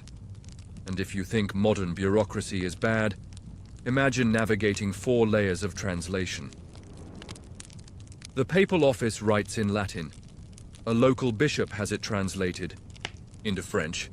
A regional priest translates it again into the local dialect. Then a monk gives a sermon summarizing it for a mostly illiterate congregation. By the time it reaches a farmer in Gascony, the Pope's careful theological decree has somehow become, "Don't milk goats on Thursdays." This wasn't always accidental. Sometimes translators got creative. A bishop might reinterpret a difficult decree to save face. A noble might downplay a papal rebuke so as not to offend his vassals. One ambitious abbot in England is believed to have invented an entire clause in a papal letter, granting his monastery additional lands. It worked for 3 years before Rome caught wind and demanded he explain what predium bonus Eggfeld even meant. It didn't exist. But it does sound delicious. Then there were the messages too difficult to understand at all. In 1317, a papal letter warning against certain regional heresies was so heavily laced with legal Latin that no one in the receiving diocese could decipher it. Rather than admit this, the bishop simply stored the letter in a locked chest labeled "Very Holy, Do Not Touch." It remained there for 84 years until someone found it and turned it into decorative wall art. And yet, these misunderstandings had consequences. The Pope's word, even if misunderstood, carried power. So when a village misread a bull and thought it had been excommunicated, the priest locked the church for 6 months and locals buried their dead in a nearby forest. When the clarification arrived, the relief was real, but no one wanted to dig anyone back up. One fringe tale involves a letter addressed to the King of Norway, delivered with 2 different translations, one suggesting papal approval for a royal marriage, the other suggesting an eternal ban. The king, uncertain, married her anyway and sent Rome a basket of smoked fish as an act of hopeful obedience.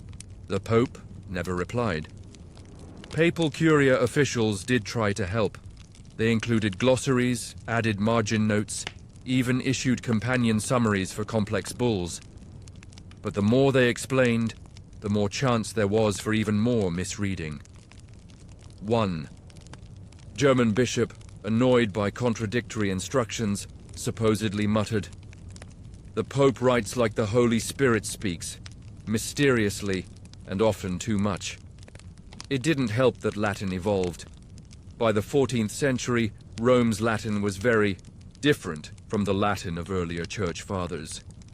Words changed, syntax shifted, new theological terms emerged. Translators argued constantly. Was caritas meant as charity or divine love? Did licit mean permission or tolerance? Did the phrase ut non fiat scandalum mean avoid offense or do whatever you want, just don't get caught? These weren't minor errors. They could change how a region handled fasting, penance, taxation, or worse, heretical suspicion. And sometimes the errors were too funny to fix. In Aegis, in 1374, a papal letter referred to the light of divine knowledge descending like dew upon roses.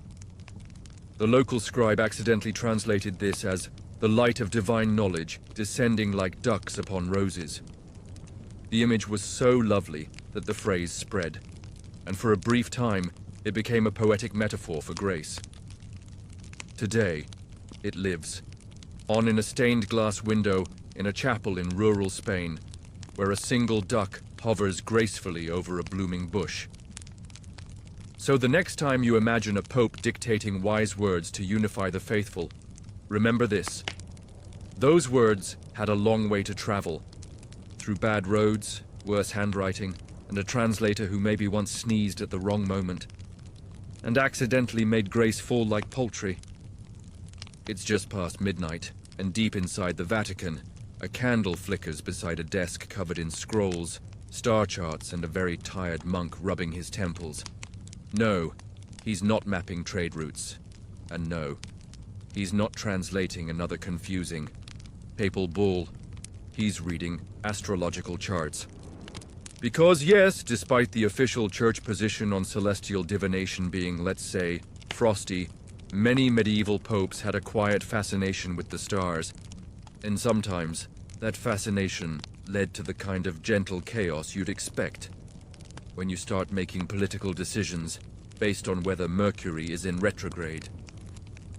Astrology in the Middle Ages wasn't just star signs and vague horoscopes.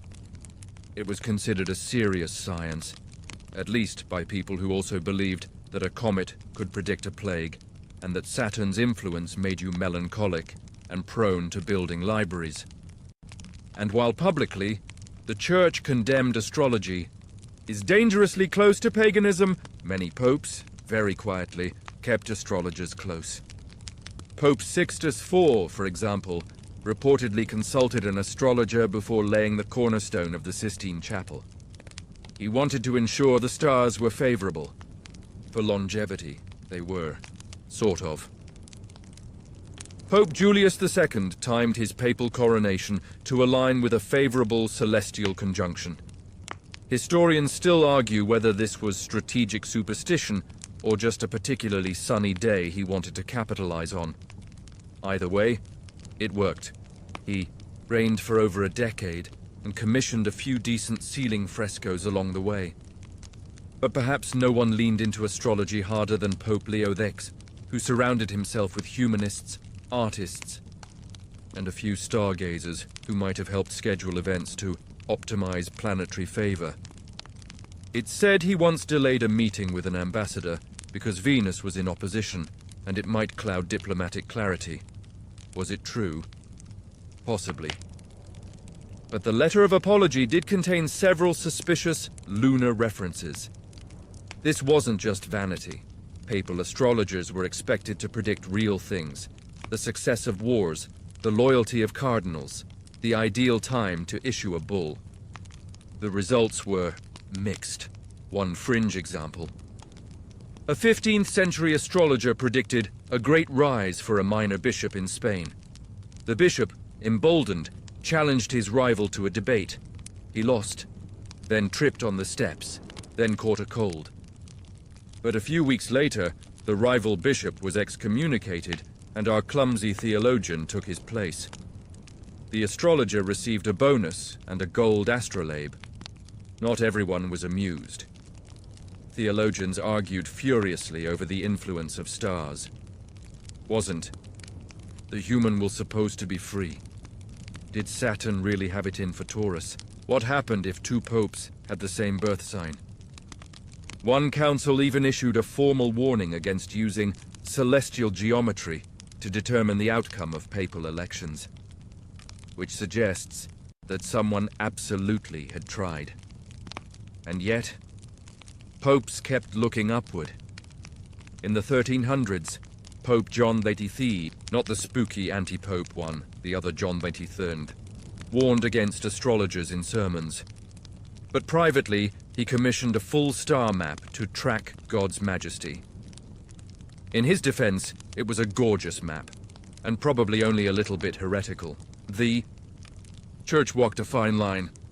It condemned deterministic astrology, that is, believing the stars controlled your fate, but tolerated natural astrology, which linked heavenly movements with weather, health, or general vibes. That's right. Medieval theology had room for vibe-based reasoning, and the line was blurry. When the Black Death swept through Europe, many looked to the stars for answers.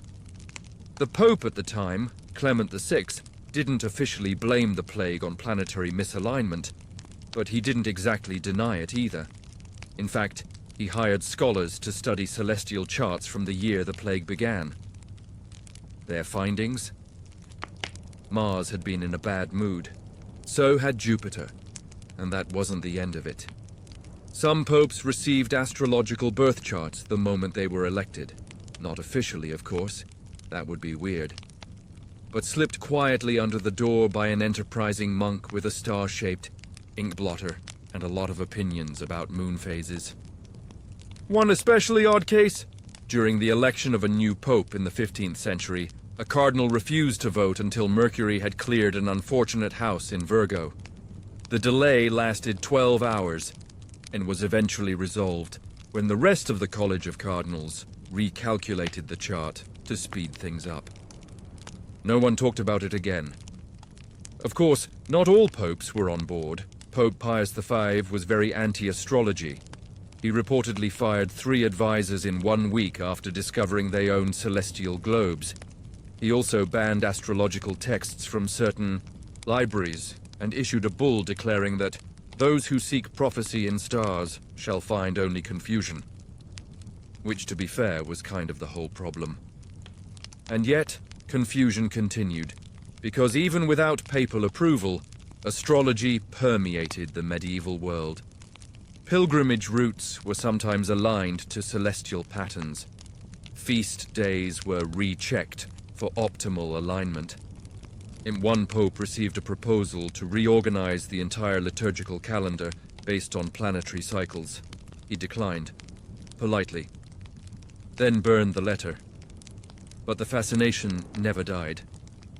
Even today, tucked into the Vatican archives, are charts and manuscripts, filled with calculations of the stars over Rome, carefully drawn by hands that believed heaven left clues. If only you knew where to look. So the next time someone tells you the popes ruled by divine wisdom alone, remember, sometimes they also ruled by Saturn with a little help from Mars, and, just occasionally, a friar in the basement who insisted that this Tuesday really isn't great for issuing bulls. It's a warm afternoon in the Vatican kitchens, and something smells suspiciously garlicky. A servant scurries past with a silver tray. A monk frowns at a list of ingredients. Somewhere a cardinal is whispering about the fish being too French. In the Pope.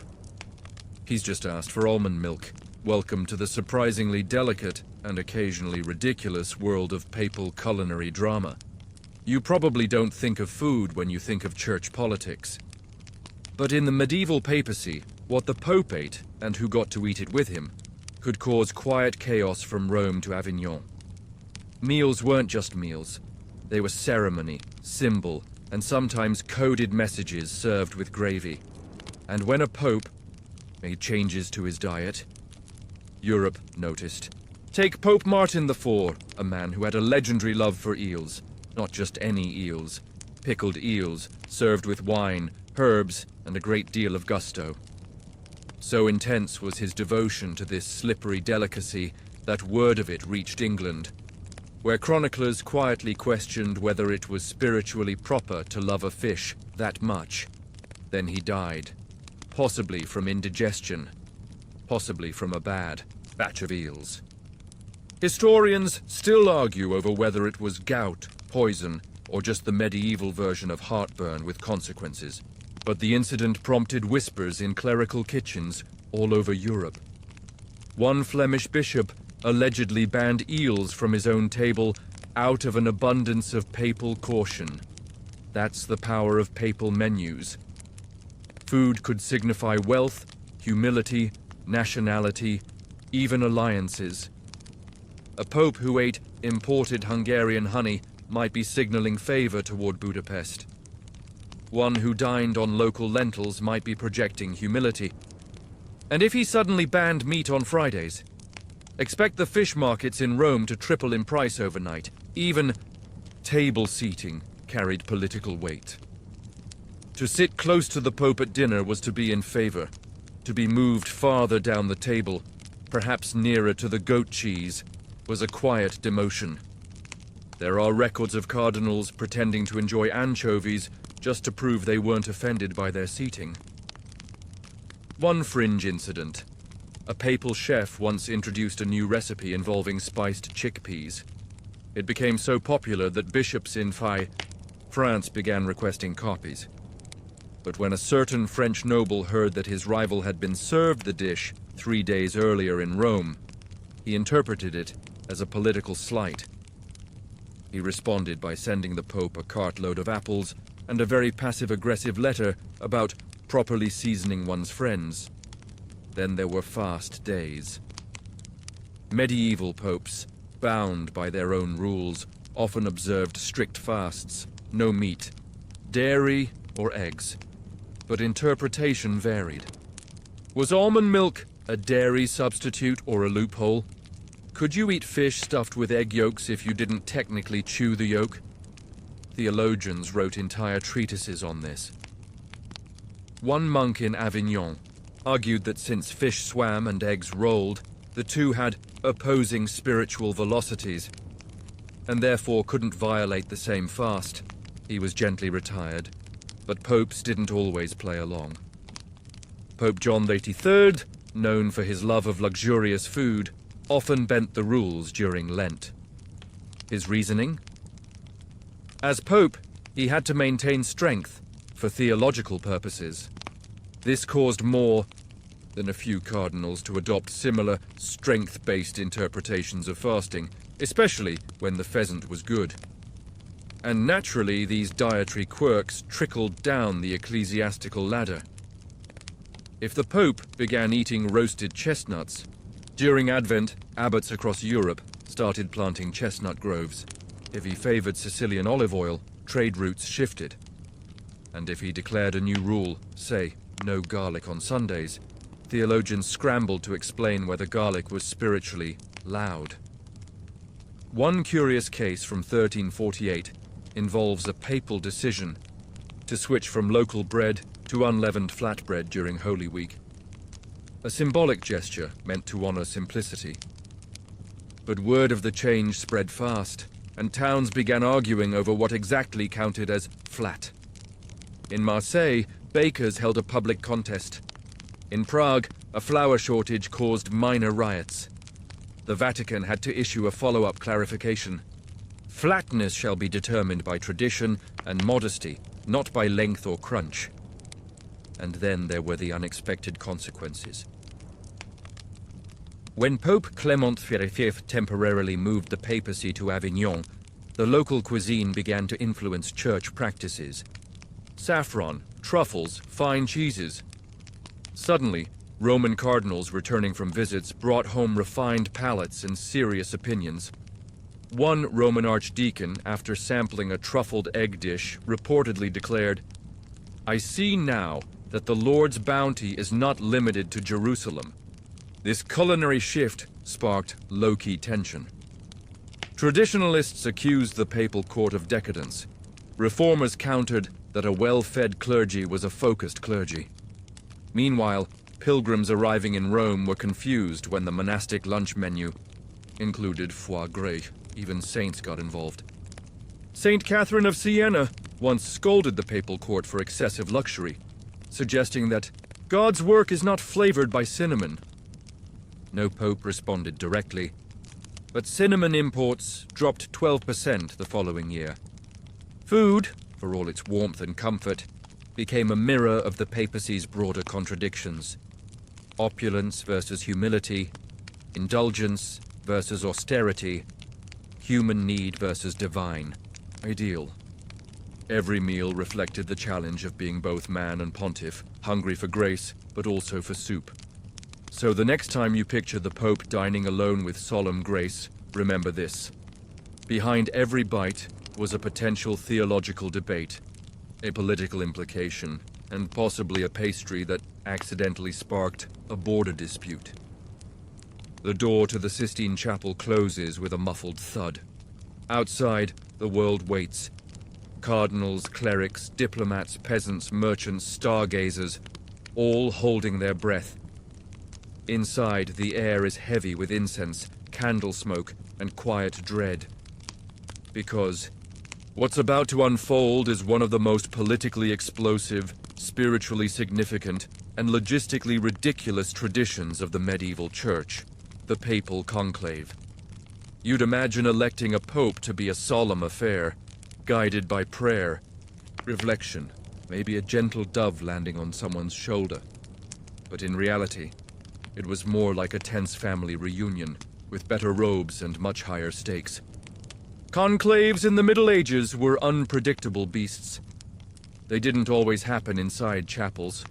Sometimes they were held in castles, palaces, even monasteries, commandeered at the last minute. And every conclave carried with it the potential to spiral into delightfully restrained chaos. Let's start with the basics. A papal conclave occurred after the death, or resignation, of a pope. The cardinals, usually between 20 and 40 of them in earlier centuries, were locked together, literally, until they could agree on a successor. Locked. Inside. With limited food, limited communication, and very limited patience. In theory, this would encourage swift, spirit-led decisions. In practice, it encouraged snoring, bribery, passive aggression, and the occasional vote for someone just to annoy everyone else. One of the most famously unhinged conclaves took place in Viterbo, after the death of Pope Clement IV in 1268. The cardinals couldn't agree. Days passed, then weeks, then months.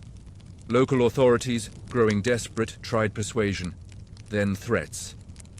Eventually, they removed the roof of the building to expose the cardinals to the elements. Still nothing. So they reduced their food supply. Only, after 2 years and 9 months, yes, you read that right, did they finally elect Gregory X. His first act as pope? Establish rules to make sure that never happened again. Historians still argue whether the roof removal was effective discipline or just symbolic architecture. What's certain is that it worked, eventually, and that most cardinals spent the rest of their lives avoiding the phrase Viterbo, like it was a new heresy. Inside the conclave, factions formed quickly. French versus Italian, reformers versus traditionalists, cousins versus not cousins. In some conclaves, votes were traded like medieval baseball cards. I'll vote for your guy if you support my monastery tax exemption next spring. Naturally, there were rules to prevent this. Equally naturally, they were ignored. One fringe tale from a 14th century conclave describes a group of cardinals agreeing in writing not to campaign, only to begin campaigning within the hour via messengers disguised as acolytes. The messages weren't even subtle. One just read, "God may favor Brother Lorenzo, but so does Tuscany's wine supply." And of course, there was the white smoke. The signal used to announce a new pope's election: white smoke for success, black for try again. But in the early days, the recipe for the smoke mixture wasn't standardized. So on more than one occasion, gray smoke rose, or dark brown, or whitish gray with suspicious green undertones. People outside weren't sure if a pope had been elected, or if someone had burned the bread.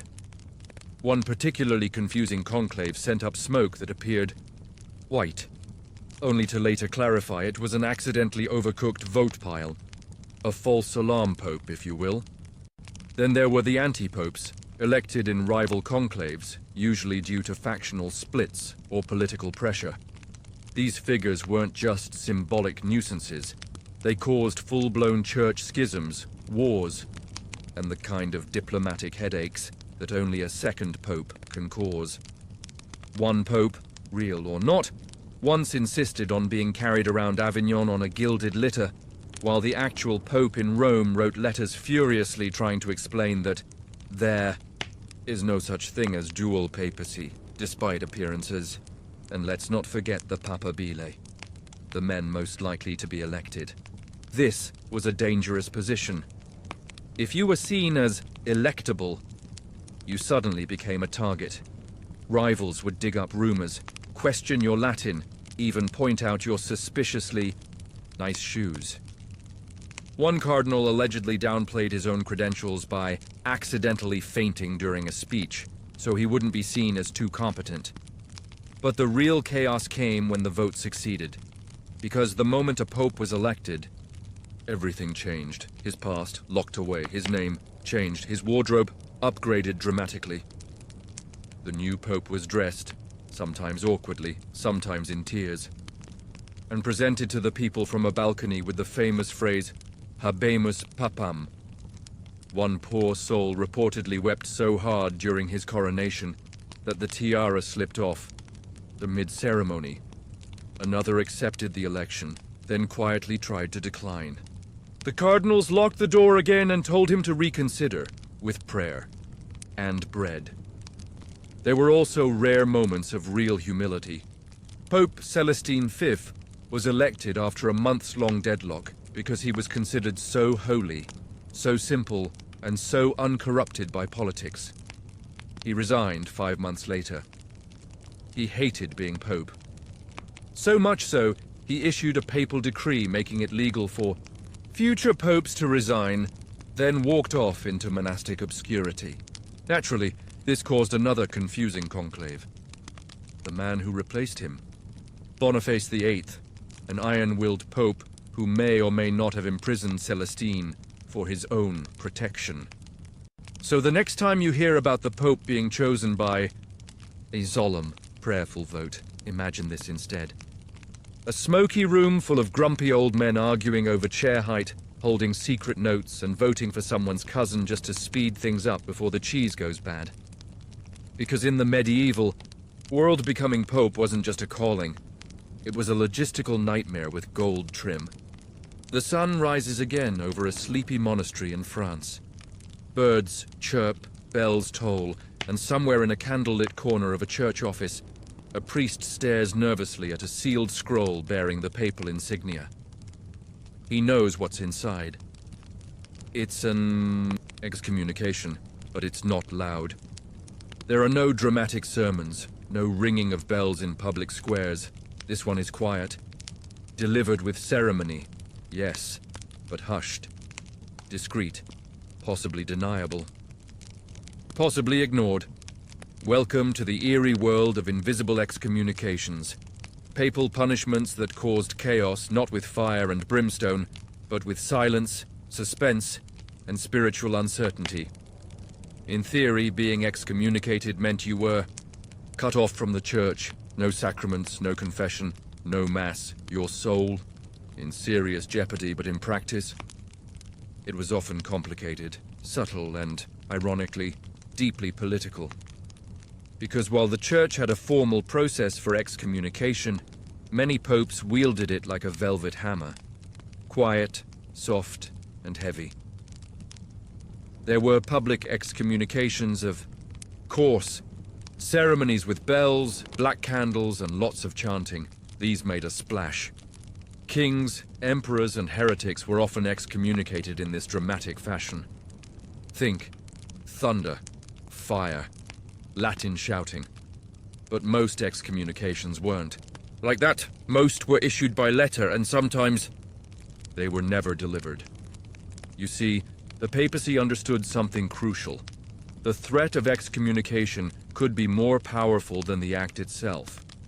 If a pope wanted to pressure a ruler, bishop, or noble, he might simply prepare the decree and let word leak that it existed.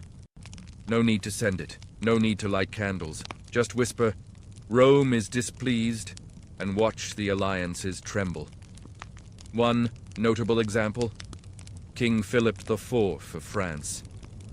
He constantly danced on the edge of excommunication during his disputes with Pope Boniface VIII. At one point, Boniface drafted the bull, but hesitated. The document was ready. The candle was waiting.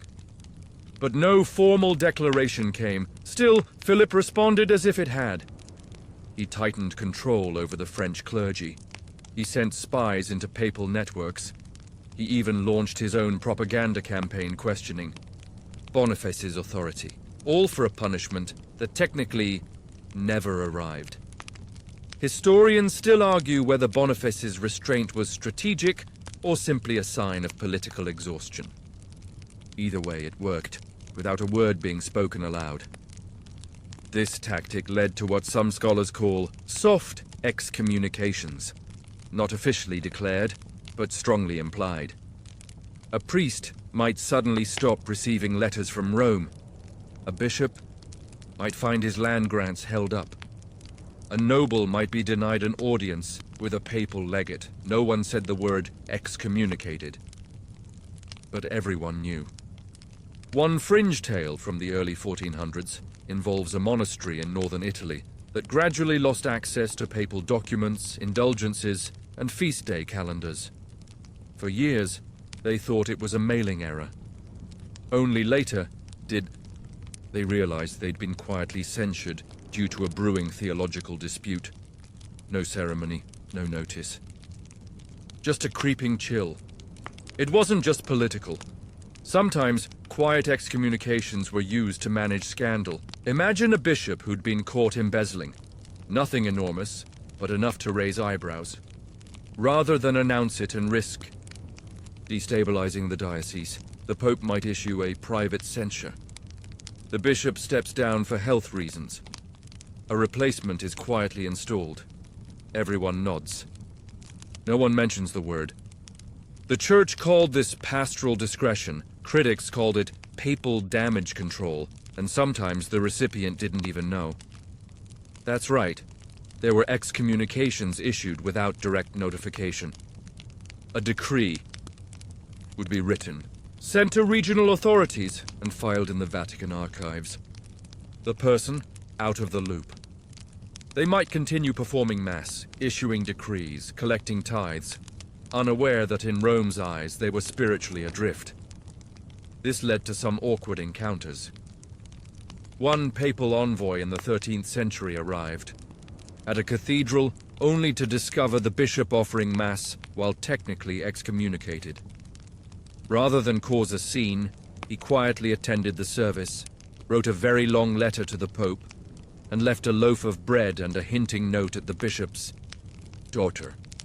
Some popes used excommunication like a surgical tool, targeted, precise, reversible. Others treated it more like a mood. Pope Innocent III excommunicated entire regions, sometimes multiple times. One year he excommunicated England. Later he forgave it. Then he considered excommunicating it again. England, naturally, was confused.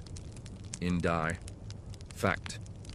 The threat of being excommunicated became such a common part of negotiations that nobles began preparing excommunication contingency plans, pre-written apologies, prepaid indulgence funds. Some even hired theological advisors to minimize soul risk. Then there were the false rumors. Whispers of excommunication that never happened, but caused real fallout. A duke in Savoy once lost a major alliance because a rival spread a forged papal bull claiming he'd been excommunicated for insufficient piety and excessive wine. The Pope denied it, but the damage was done. And there were those who embraced excommunication. They wore it like armor. One rebel priest in Bohemia reportedly announced to his congregation, "Yes, I have been excommunicated, and I feel closer to Christ because of it." His following tripled. Rome did not appreciate the enthusiasm. Eventually, many excommunications were reversed. Quietly, a donation, a confession, a letter of apology, and sometimes just time. Papal forgiveness, it turns out, had a shelf life. But even after reconciliation, the reputation lingered. Once you were excommunicated, even silently, you carried the stain. Your name came up in hushed tones. Your theological writings were triple-checked. You were invited to fewer dinners. So the next time someone talks about the Church's power, don't just picture grand pronouncements and flaming letters. Picture, instead, a folded parchment, a seal that was almost broken, a bishop reading a letter, then reading between the lines, and realizing he may no longer belong. You're standing in the Vatican gardens on a mild spring afternoon. The sunlight filters through cypress trees, and a soft breeze carries the scent of rosemary and lavender. And somewhere, near a fountain shaped like a cherub, a large golden retriever is snoring softly under a bench. Meet Leo. He's not a cardinal. He's not even canonized. He's the Pope's dog. And whether it's Leo the lazy retriever, or Paul the slightly judgmental parrot, owned by a 15th century bishop, pets in the papal palace weren't just companions. They were soft agents of unexpected influence. And sometimes, they caused the kind of chaos that historians don't talk about, mostly because they're too busy laughing. Welcome to the curious, lightly furred world of papal pets and unintended politics. It shouldn't be surprising, really. Popes are human. They get lonely, they enjoy company, and sometimes that company comes with pause. But when you're the vicar of Christ, even your pet has political implications. Take Pope Paul II, who ruled in the 1460s. Known for his lavish lifestyle and love of finery, he also had a deep affection for exotic birds. Parrots, in particular, became part of his household. One was rumored to have been trained to repeat Latin phrases, though no one was quite sure whether it was quoting scripture or just mimicking a particularly verbose bishop. When a diplomatic envoy arrived from the Ottoman Empire, the bird reportedly greeted him with a shrieked, "Benedicat vos Dominus," prompting confusion, then laughter, then a slightly strained apology. The envoy left with a very shiny rosary and a note that read, "Bird behavior not indicative of policy." Then there was Pope Leo X, famous for his Medici roots, his lavish court, and his absolute adoration of animals. He kept an entire menagerie within the Vatican grounds, including leopards, monkeys, and, most famously, a white elephant named Hanno, gifted to him by the King of Portugal. Hanno became an immediate sensation. He was led in processions, blessed by cardinals. Even given his own official residence near St. Peter's. When he died of digestive complications, due to being accidentally fed gold-laced medicine, the Pope mourned deeply and commissioned a eulogy from Raphael. Historians still argue whether this was sincere affection or elaborate spectacle. Probably both. But either way, the death of a single animal sent ripples through the Vatican and beyond, because these pets weren't just for show. They often had real, if accidental, diplomatic consequences. One French ambassador took offense, when the Pope's greyhound was allowed to nap beneath the table during a treaty negotiation, interpreting it as a sign of Roman indifference. He later claimed the dog yawned at French honor. Rome politely blamed the weather. In another case, an English bishop lost favor after publicly refusing to pet the Pope's cat. His reasoning? He was allergic.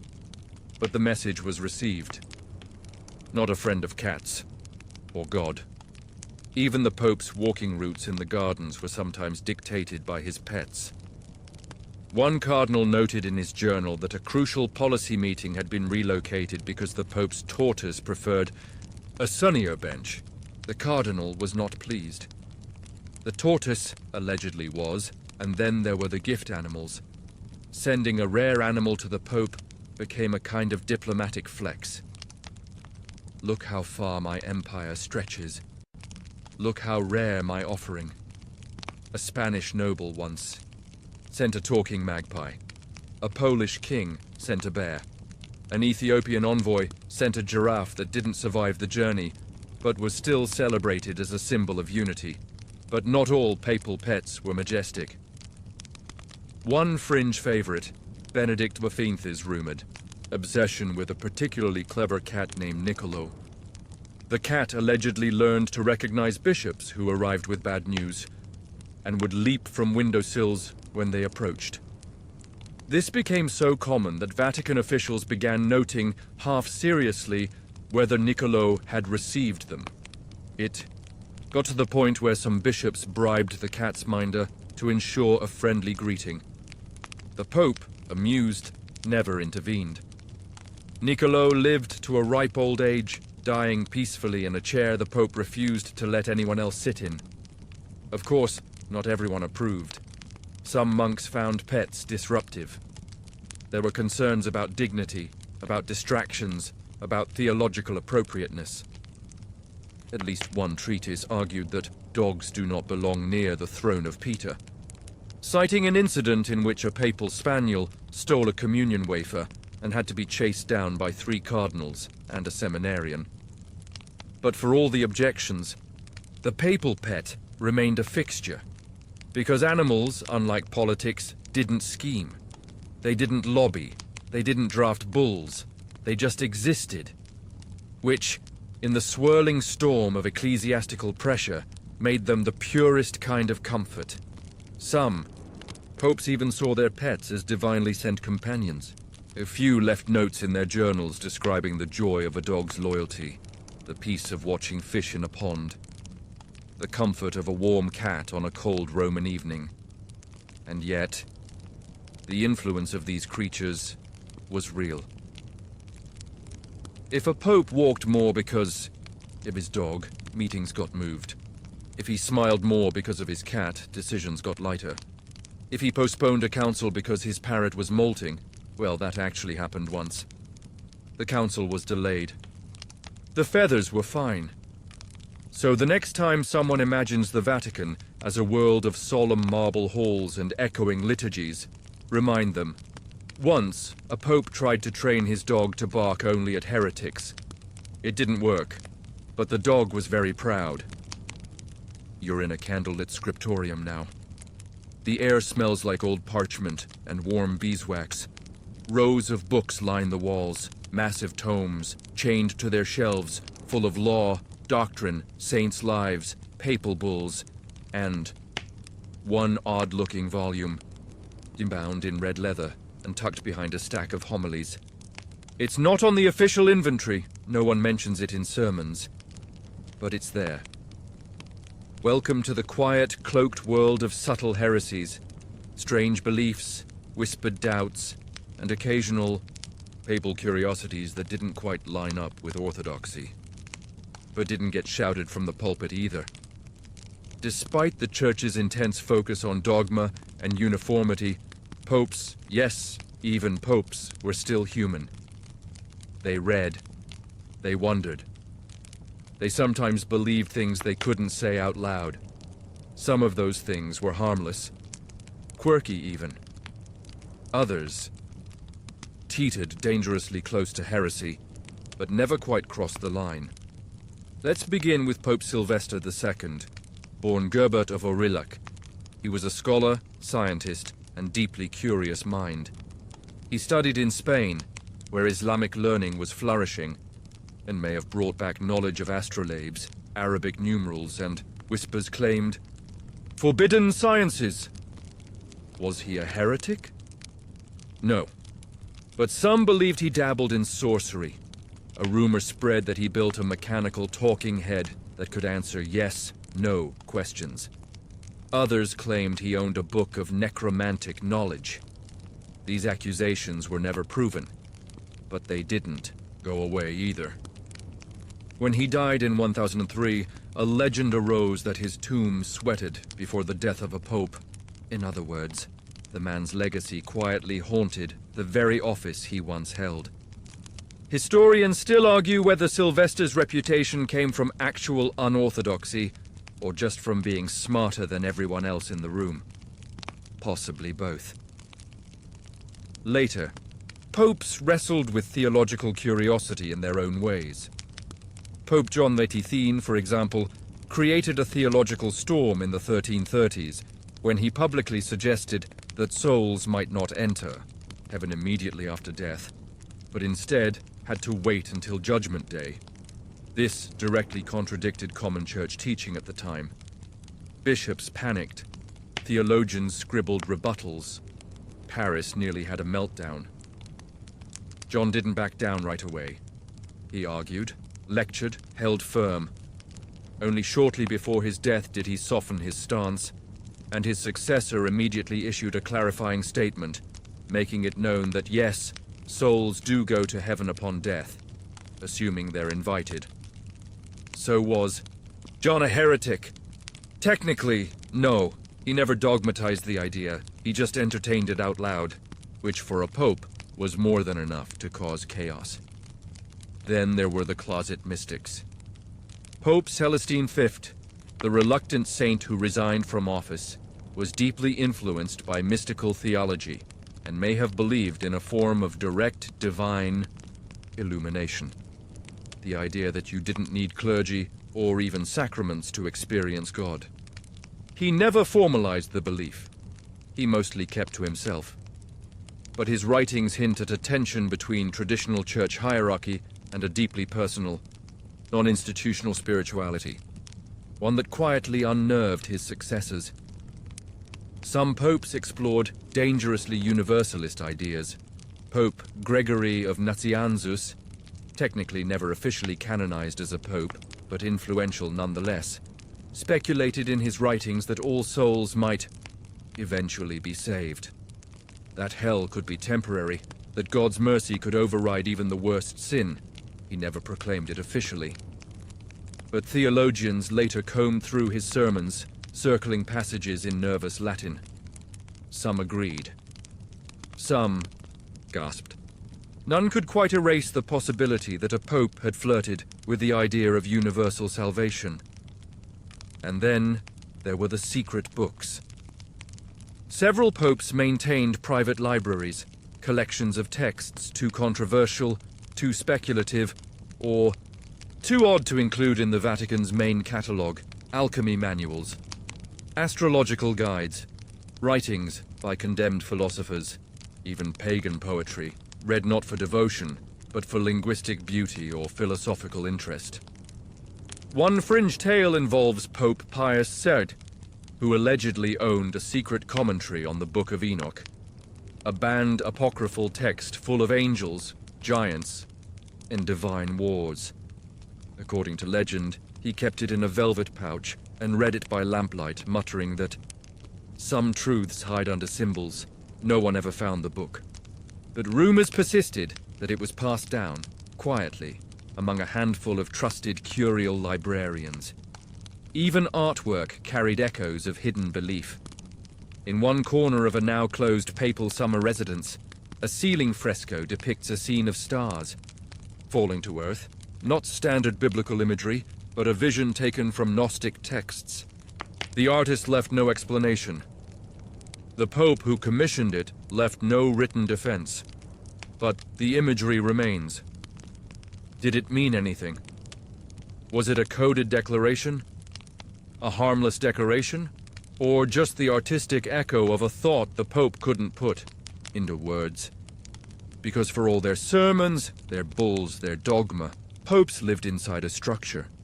And like anyone inside a structure, they sometimes nudged the walls, tapped the ceiling, wondered what was behind the curtain.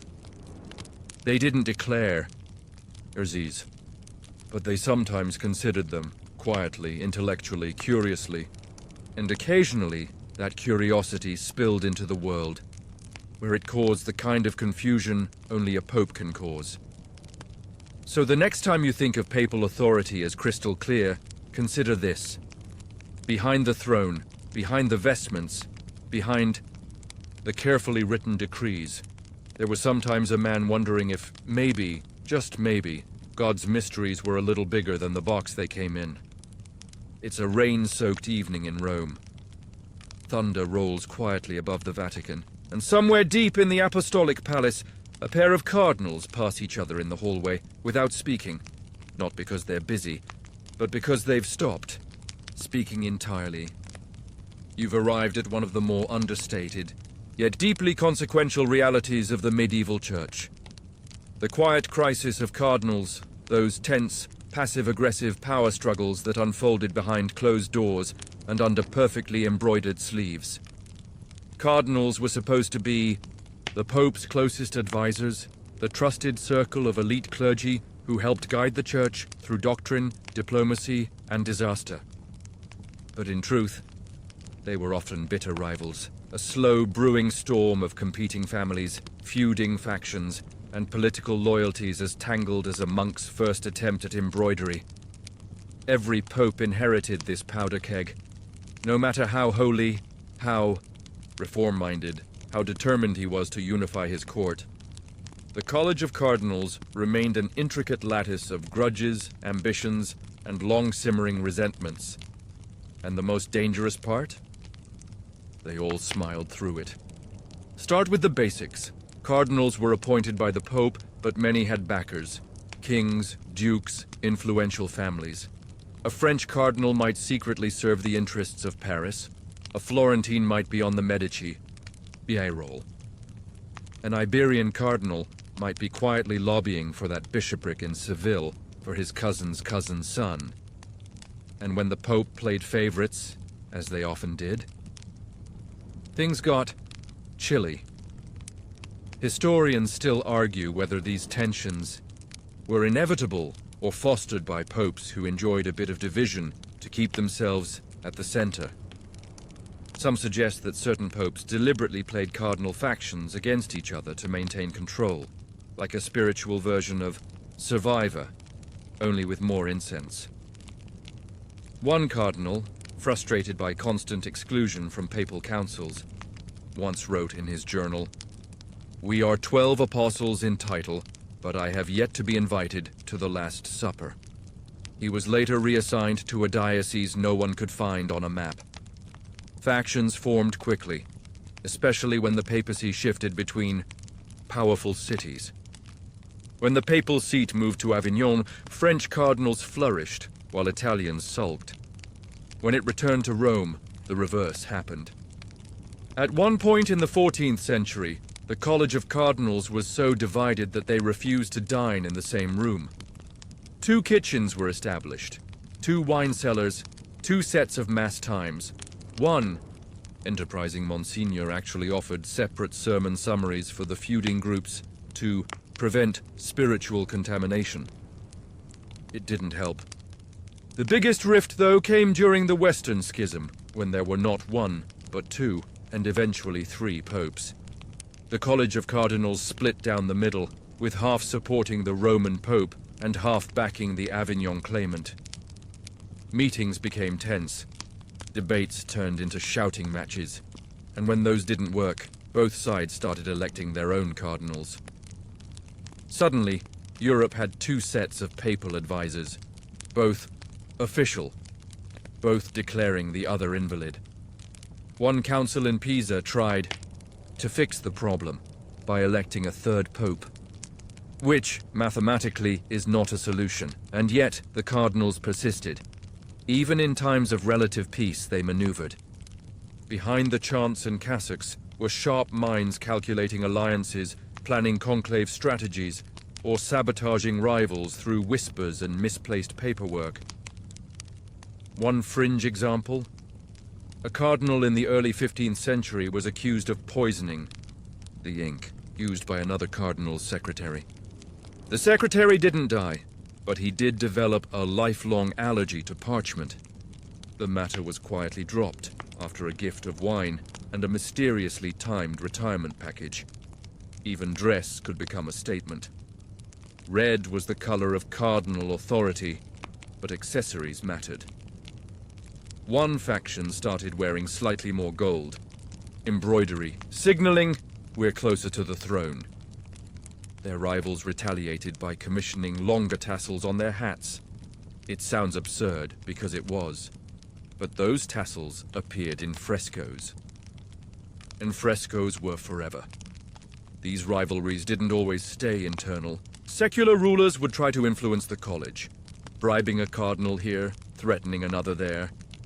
Some cardinals worked as double agents, feeding information back to kings and emperors in exchange for land, favor, or a promise of protection should things go south. The popes knew. They just couldn't stop it. Instead, they issued bulls about unity, ordered spiritual retreats, even held group confessions. 1. Pope required the cardinals to spend a week in complete silence, hoping the lack of talking would lead to reconciliation. It mostly led to sulking, and one recorded instance of passive-aggressive harp playing. But for all their dysfunction, the cardinals were still the engine of church leadership. They debated theology. They oversaw missions. They built cathedrals. And they chose the next pope, which meant every disagreement could eventually become a succession crisis, because when the throne became vacant, everything restarted. And every slight, every snub, every missed invitation, every theological footnote that smelled of disrespect mattered.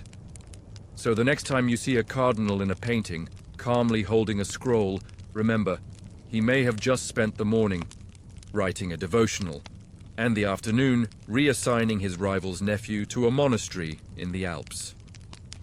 You stand now in a dimly lit corridor beneath the Vatican, a place that technically shouldn't exist. The air is cool. The stone beneath your feet has been worn smooth by centuries of secret footsteps.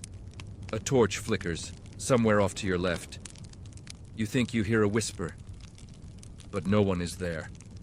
Welcome to the underworld of the papacy, not metaphorically, literally. Because beneath the grandeur of St. Peter's Basilica and the polished majesty of the Vatican lies something older, weirder, and far less discussed.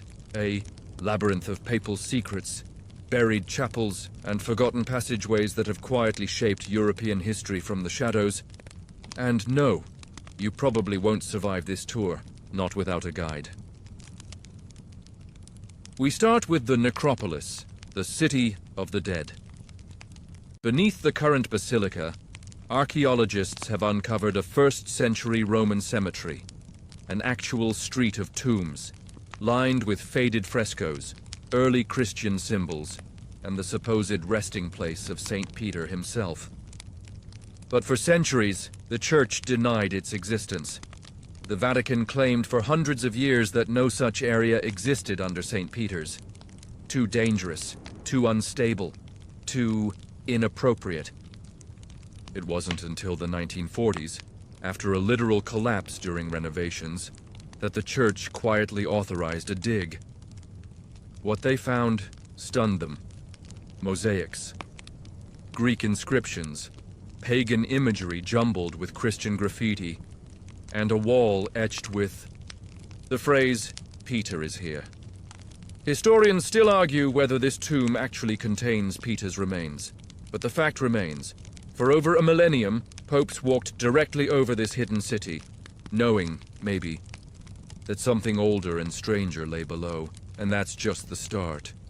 Deeper still, there are secret rooms, some now sealed, others repurposed, used for centuries by popes fleeing assassination attempts, coups, or angrio, in mobs with torches. One corridor, known only from fragmentary letters, led from the papal apartments directly to Castel Sant'Angelo. It was called the Passetto di Borgo, and it was the original panic tunnel. Pope Clement VII used it in 1527 during the sack of Rome, fleeing as mercenaries looted churches and piled corpses in the streets. He escaped under cover of night through this narrow brick passageway while Rome burned behind him, and yes, it still exists. You can even tour part of it. The rest remains walled off. Probably for good reason. But not every passage led out. Some led in. Whispers among Vatican staff spoke of hidden entrances used by spies, lovers, and occasionally prisoners. A small door in a side chapel that opened into a narrow staircase. A cracked tile that lifted to reveal a ladder. A fresco with one eye positioned just wrongly enough to hint at a peephole. And then there were the forbidden libraries. Everyone knows about the Vatican's secret archives, though they've since tried to rebrand as the Apostolic Archives, which frankly sounds even sketchier. What most don't know is how selectively guarded those archives were. Yes, there were record books, letters, imperial edicts, but deeper within, sometimes buried in mislabeled drawers, were papal confessions, rejected doctrines, and documents never meant to see the light of day. One fringe account describes a volume written in Mirror Latin, a code readable only when reflected through a silver basin. It allegedly contained predictions made by a pope who believed he could receive visions through sleep deprivation and fasting. Spoiler, he was probably hallucinating. But the book? It's listed in an inventory, dated 1632, and then never mentioned again. Then there's the Room of Tears, not underground, but adjacent to the Sistine Chapel. It's where a newly elected pope retreats after the conclave vote. The name comes from what often happens inside. Overwhelmed. Exhausted men sob in silence, faced with the weight of their new role. But some say the room has witnessed more. There are tales, unverified but persistent, of popes who refused the robes. One reportedly sat in silence for nearly an hour, refusing to emerge. Another asked repeatedly, "Am I allowed to say no?" He wasn't. Which brings us to perhaps the most enduring underground reality of the papacy, the absence of escape. Once elected, a pope has no resignation letter to submit, unless he's Celestine V. No convenient exit door, no early retirement plan. The only way out is down into deeper layers of responsibility, of secrecy, of inherited burdens buried like ossified scripture in the vaults of the church. And yes, some popes cracked under that pressure. One kept his own dream journal, writing down nightmares of cardinals in wolf masks, teeth gnashing as they tore up documents.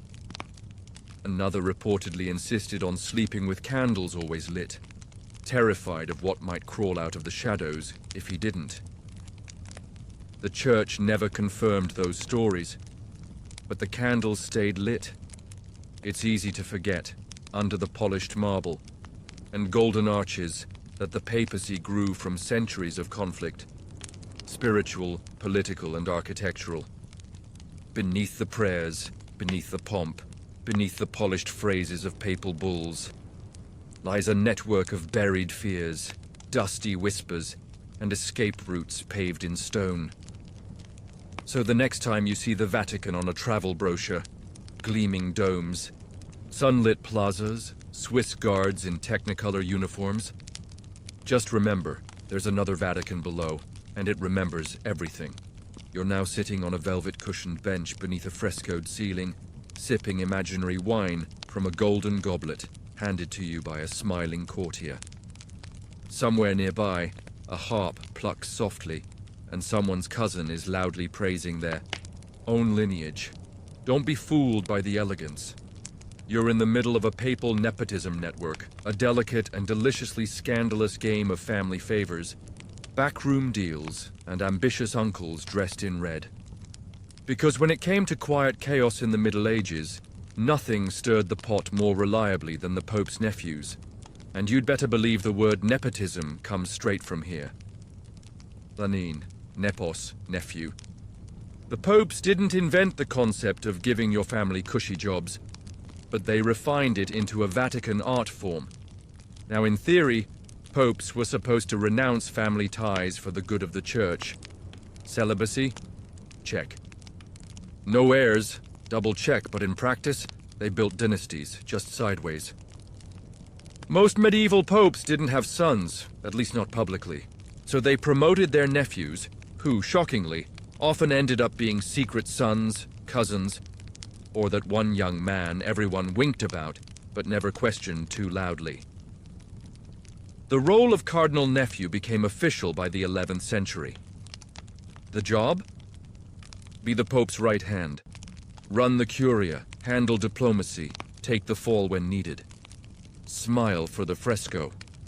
Let's talk about Pope Calixtus III and his nephew, Rodrigo Borgia.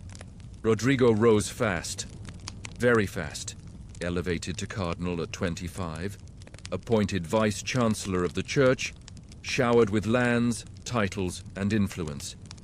The nepotism was so blatant that even his enemies stopped pretending to be shocked.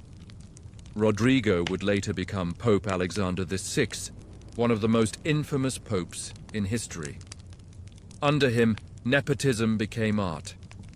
He appointed multiple family members to high-ranking positions, including his favorite son, Cesare Borgia, who went from cardinal to military commander faster than you. Could say, hey, is this legal? Historians still argue whether Alexander was securing stability or just hoarding power, or both. Let's be honest, it was probably both, served with a side of poisoned wine. Then there's Pope Sixtus IV, a man so committed to family advancement that he practically turned the Vatican into a B&B for relatives. He appointed 6 nephews to cardinalships, some of whom had little to no theological background, but excellent cheekbones and unshakable loyalty. One of those nephews, Giuliano Della Rovere, eventually became Pope Julius II, also known as the Warrior Pope. So at least some of those family hires paid off. Others, not so much. You see, nepotism had consequences. Appointing relatives meant concentrating power, but also breeding resentment.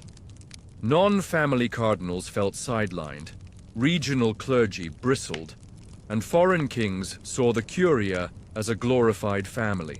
Union. 1. Venetian ambassador in the 1470s complained that he couldn't get a meeting with the Pope because every day some cousin arrives with a favor to ask. Sometimes the favors were small. Land grants, tax exemptions, or marriage arrangements. Other times, full dioceses were handed out like party favors. Entire abbeys transferred to the control of a teenage nephew who'd never seen a monastery in his life. One fringe example. A 13-year-old boy from the Orsini family was appointed cardinal by his uncle, the Pope. His official job title: Protector of the Faith. His unofficial hobbies: falconry and poetry. One of those had more theological weight than the other. Nepotism didn't stop at promotions. It shaped wars, alliances, and architecture. The Atrium, construction of the Sistine Chapel. Funded and championed by Sixtus IV, a pope who, by no coincidence, wanted a legacy big enough to overshadow the whispers about his nephews. But nepotism wasn't just scandalous, it was functional. Popes needed loyal men, fast. And in a church full of scheming bishops and ambitious kings, family often felt safer than clergy. A nephew was more likely to protect your legacy, keep your secrets, and, not incidentally, ensure your name stayed gilded in the right manuscripts. Still, not everyone approved. Monks wrote sarcastic verses about holy uncles. Theologians argued that papal appointments should be based on merit, not genetics. One council even considered banning papal nepotism outright, before realizing the man running the council had 3 nephews on payroll. By the 16th century, nepotism reached its weird peak. Popes were building entire city districts for their families, palaces, libraries, private chapels. One Borgia cousin reportedly had a fresco of himself receiving divine light directly from God. Not Jesus, just him. That's bold, even by Vatican standards. Some popes tried to reform the system. Pope Innocent III issued a bull in 1692, officially banning nepotism, arguing that the throne of Peter should not be a ladder for relatives. Bold words. Though by that point, the family had already gotten the silverware. Even today, echoes of this system linger. The titles are cleaner, the connections are more subtle, but the memory remains. For centuries, the spiritual heart of Europe doubled as the world's most powerful family business. So if you're wondering how some obscure Tuscan teenager ended up a cardinal in 1482, just check who his uncle was. And if that uncle wore white, well, mystery solved. You wake to bells in the distance. Not joyful chimes, but slow, ceremonial tolls echoing across cobbled courtyards. A flag is lowered. A heavy curtain is drawn. Somewhere in the papal chambers, a pen scratches across parchment. The Pope has died, and now all eyes turn upward, not toward heaven, but toward a tiny chimney above the Sistine Chapel. Because it's time to elect a new Pope. And, as you're about to learn, that process is anything but peaceful. Welcome to the Conclave Circus, Medieval Edition. Today, when a pope dies, we imagine solemn cardinals in red filing into a sealed room, taking oaths of silence, and then quietly casting their votes. But back in the Middle Ages, it was closer to a spiritual cage match, complete with political alliances, family rivalries, and the occasional siege.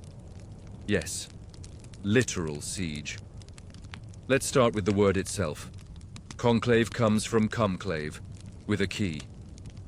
Meaning, the cardinals were locked in, not metaphorically. Actually locked in with guards and barred doors to prevent bribes, outside influence, or spontaneous runs to the bakery. The locking part wasn't ceremonial. It was born out of frustration. In 1268, Pope Clement IV died. The cardinals met in Viterbo to choose his successor, and met. They argued for 2 years and 9 months. The locals eventually got so fed up, they removed the roof of the building to expose the cardinals to the elements. Then they restricted their food to bread and water. Still nothing. Finally, under Biosag, extreme pressure, and mild starvation, the cardinals elected Pope Gregory X. One of his first orders of business? Establish formal conclave rules, including the lock-in, including the food restrictions, including a cheerful clause that the cardinals' beds would be progressively removed if they stalled. Historians still argue whether this was a punishment, or just medieval sleep hygiene. Future conclaves weren't much smoother. The process was always supposed to be spiritual, guided by the Holy Spirit. But earthly politics played just as loud a tune. Kings and emperors lobbied aggressively, often sending envoys to loiter outside the conclave chamber, waiting for news to slip through cracks. And sometimes things got ugly. In 1314, following the Bois death of Pope Clement V, the one who moved the papacy to Avignon, the cardinals divided into French and Italian factions. Their debates grew so intense that the conclave dissolved into a brawl. 2 cardinals came to physical blows. Guards had to intervene. One cardinal supposedly fled in disguise to avoid being arrested by his fellow electors. Another time, rival families hired armed mercenaries to surround the conclave building, hoping to intimidate the vote. It didn't work. but it did lead to 3 broken stained glass windows and a goat inexplicably wandering into the vote tally room. Ah yes, the goat incident of 1370, not officially recorded, but mentioned in a side note by a bored scribe who sketched the animal next to his margin notes and added the phrase, "not a delegate." Then there was the problem of deadlocked votes.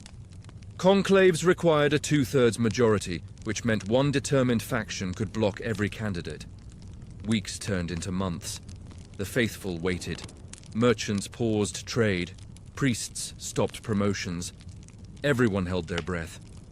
One pope, upon finally being elected after a 6-month standoff, supposedly whispered, "God forgive me, I wanted none of this," before vomiting behind a curtain.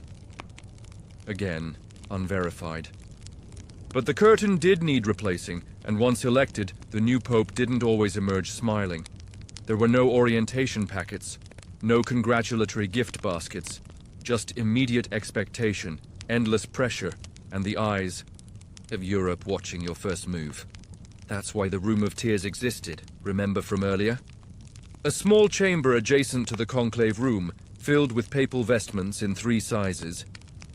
Because you never knew if the new pope would be a waifish theologian or a robust archbishop with a fondness for cheese. Here, the new pope would change. Clothes, compose himself, and sometimes have a quiet panic attack before facing the crowd. Now, here's a fringe but persistent theory. Some conclaves may have been rigged, not necessarily by ballot stuffing, but by spiritual manipulation. Certain factions employed what we'll politely call miracle rumors. Visions, dreams, even forged prophecies began circulating right before key votes. Mysterious signs that this cardinal was divinely chosen. A few cardinals, conveniently, had holy men on speed dial who could receive dreams on command. One such vision claimed that lightning had spelled a candidate's name in a storm cloud. It hadn't. But by the time anyone questioned it, the vote was cast. Other times it came down to brute survival. Some elderly cardinals collapsed mid-conclave due to stress, poor food, or ill-timed rivalries. One fainted after discovering he'd been nominated. Another got food poisoning and was replaced by a backup cardinal, a thing which, yes, apparently happened.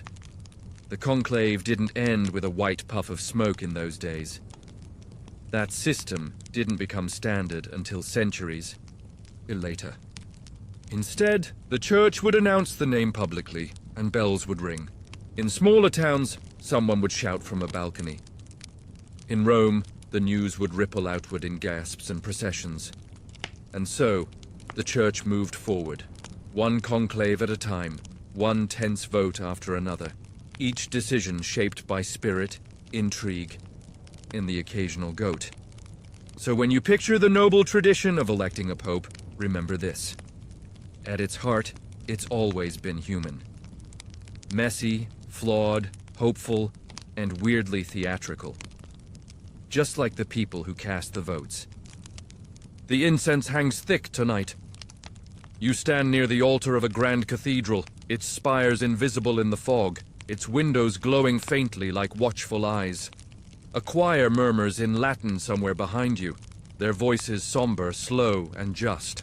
Off-key enough to be unsettling, and in the center of the sanctuary, seated high on an ornate throne flanked by statues of saints and lions carved in marble, sits a pope. But not in Rome. You're in Avignon now, because for nearly 70 years in the 14th century, the papacy didn't reside in the Eternal City. It packed its cassocks and crossed the Alps to settle in a surprisingly fashionable French town on the Rhone River. Let's talk about the Avignon papacy, a chapter so peculiar and politically tangled, it left Europe spiritually dazed and geographically confused for decades.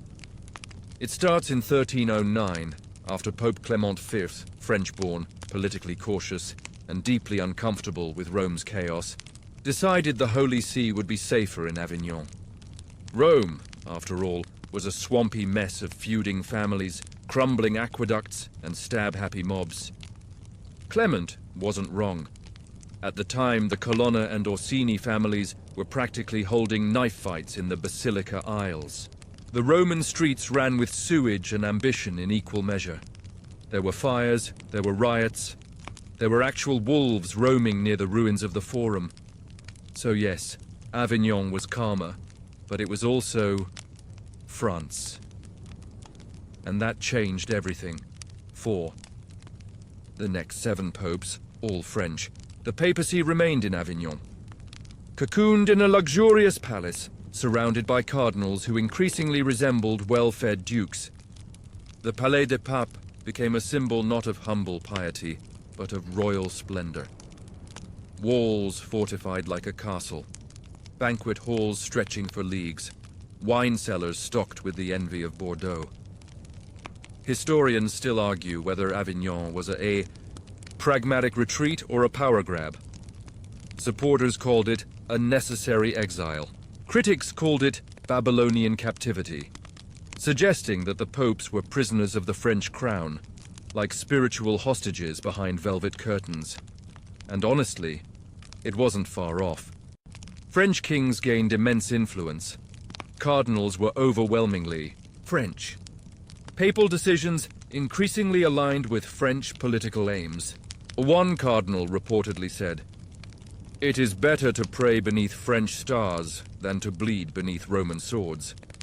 But the optics, terrible. People across Europe began to mistrust the papacy. They saw it as compromised, indulgent, maybe even corrupted. Satirical poems described Avignon as the candy shop of sin. Artists painted devils pouring wine into bishops' ears. One bishop was accused of blessing tax fraud in exchange for imported cheese. The church's image suffered. Worse still, Avignon's distance from Rome weakened the church's mystique. Pilgrimages faltered, relics lost relevance. Rome's sacred aura began to dim, like a candle left too long in the rain. Papal finances became tangled too. To fund their lavish court, the Avignon popes created a bureaucracy that would have impressed even the most ruthless of medieval kings. Fees for everything. Tithes were calculated with obsessive detail. You wanted your bishop's hat blessed? That's a fee. You wanted to move a priest from one diocese to another? That's another. One fringe tidbit. A noblewoman in Bohemia was charged a blessing fee for her dog. Not her soul, her dog. The receipt still exists. Eventually, even the papacy realized things had gone sideways.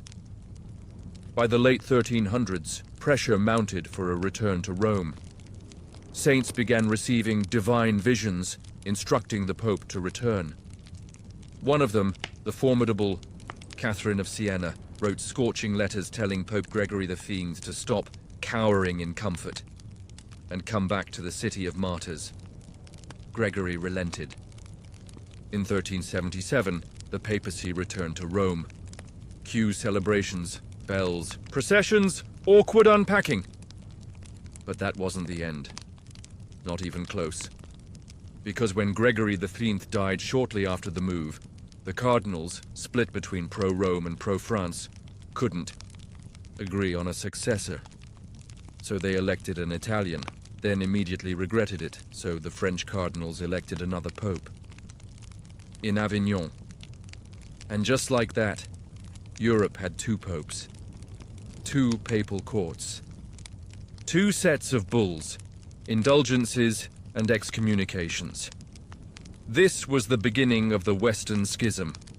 You thought one pope was confusing? Try writing to the correct one when both insist the other is a fraud. One town in Germany reportedly sent tithes to both, just in case. Entire kingdoms split allegiances. Diplomats traveled back and forth like exhausted pigeons. And it wasn't just spiritual confusion. People fought over this. In cities, street gangs formed to back their pope. In Florence, you could be jailed for attending the wrong mass. In Avignon, the papal court became increasingly theatrical, throwing lavish balls, commissioning defensive pamphlets, and even hiring astrologers to forecast divine favor. Things got so absurd that in 1409, a church council tried to fix it by declaring both popes deposed and electing a third one. This helped absolutely no one. So for a brief and ridiculous period, Europe had 3 popes, each excommunicating the others, each claiming to be the sole voice of God. Eventually, after much chaos, the Council of Constance resolved the crisis in 1417 by forcing all claimants to resign and electing Pope Martin, in finally restoring a single papacy in Rome. But the scars remained. The Avignon chapter showed how fragile the papacy really was, how easily politics could override prayer, and how sometimes the shepherds of souls got very, very lost on the way home. So next time someone says, "The church has always been stable," offer them a glass of Rhone wine and whisper the word Avignon. You're trudging through a narrow street just after midnight, pressed between leaning buildings and flickering lanterns. A cat darts past your feet. A beggar mutters a prayer to 3 different saints at once. And up ahead, beneath the moonlight, looms a massive cathedral, silent and still, except for the scribbling of a man seated in a side chapel, writing furiously by candlelight. He is not a monk, he is a papal spy. Because while the Pope may claim divine authority, his reign, especially in the Middle Ages, was propped up by something far less holy: espionage. You see, running the church wasn't just about theology, it was about information, and the popes, like any good rulers, needed eyes and ears everywhere. Inside monasteries, beneath castle floors, in merchant caravans, even behind confessionals.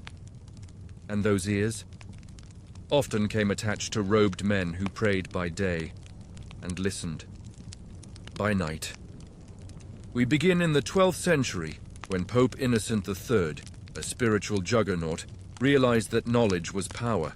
To keep ahead of heresies, royal plots, and suspicious bishops, he developed what was likely the first formal papal intelligence network. Historians still argue whether this was centralized or just well-organized paranoia. By the 13th century, papal envoys were more than messengers. They were field agents, gathering political sentiment, tracking anti-church rumors, and sending encrypted letters back to Rome. One system used musical notation as code, where different note shapes represented letters. If intercepted, it looked like a harmless chant. If decoded, a message warning of a plot to bribe cardinals in Aragon. Then there were the monastic informants. Popes often received letters from monks who described their abbots' secret sins, hoarded gold, unsanctioned relics, or suspicious late-night guests. In one case, a cloistered monk reported that his abbot had converted the scriptorium into a cheese-aging chamber. Unholy, yes. Delicious, also yes. Some of these letters were sincere. Others were politically motivated. But all of them fed into a growing archive of knowledge that the Pope could use, quietly, discreetly, to shape church policy, punish dissenters, or nudge rival factions. And let's not forget the Inquisition, though its darker chapters would come later. Even early inquisitors doubled as papal intelligence officers. They traveled not only to root out heresy, but to map ideological loyalties, track emerging thinkers, and identify regions where the church's grip was slipping. Fringe tidbit. One inquisitor in Toulouse kept a coded map showing which bakeries in town were owned by faithful men and which were suspected of harboring Cathar sympathies. His logic: a heretic loaf has no soul. But spies weren't just cloaked in robes. Some wore silk. Enter the papal couriers, men who appeared to deliver documents and blessings, but whose true job was to eavesdrop on kings, on bishops, on other envoys.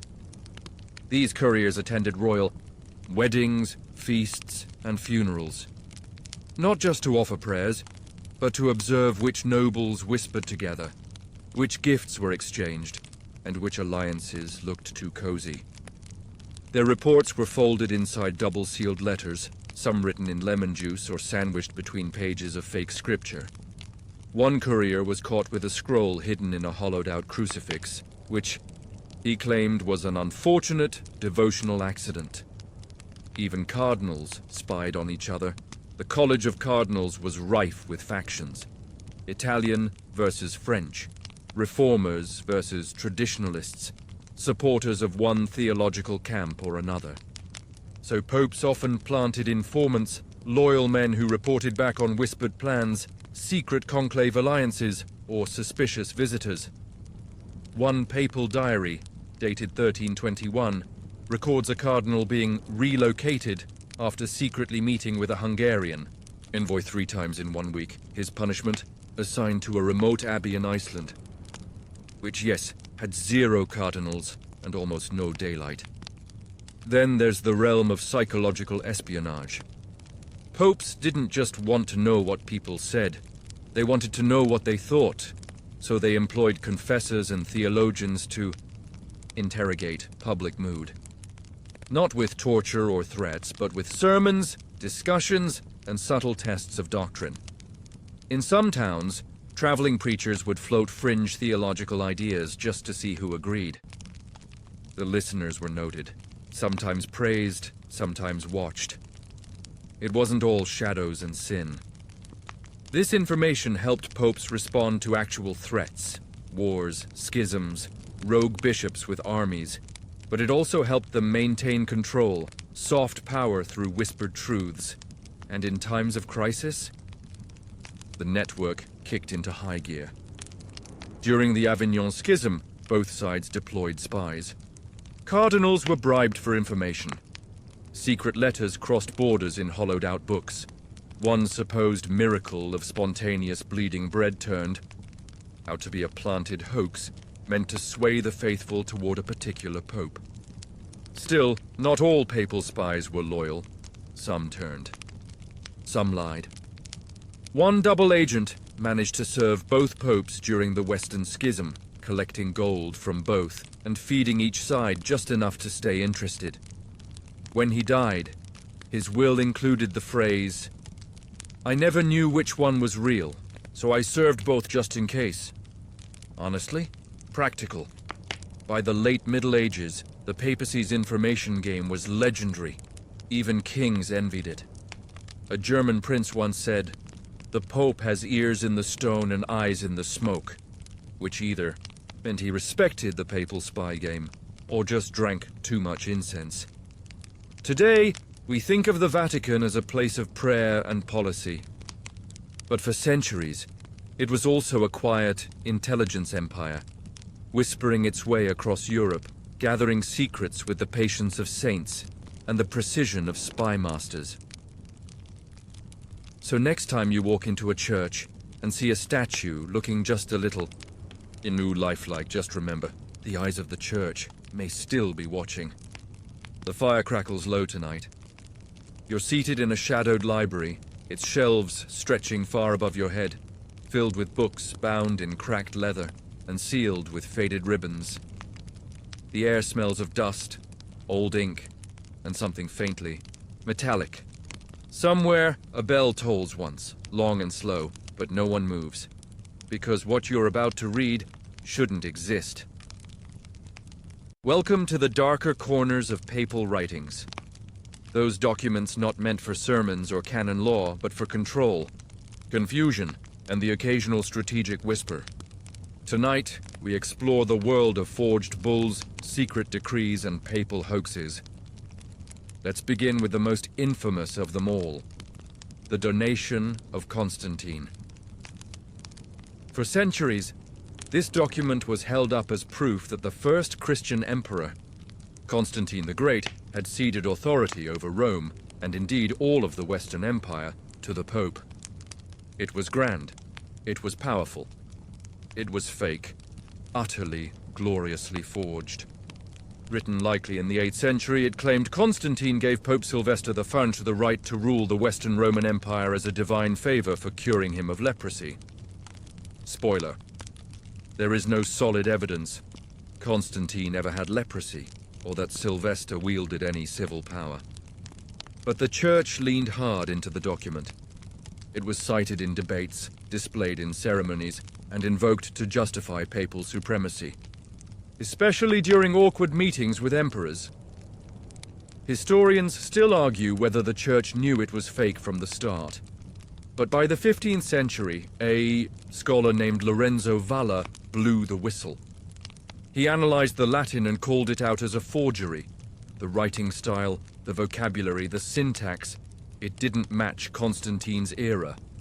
The Church politely ignored him for about 400 years, but forged documents weren't rare. They were tools.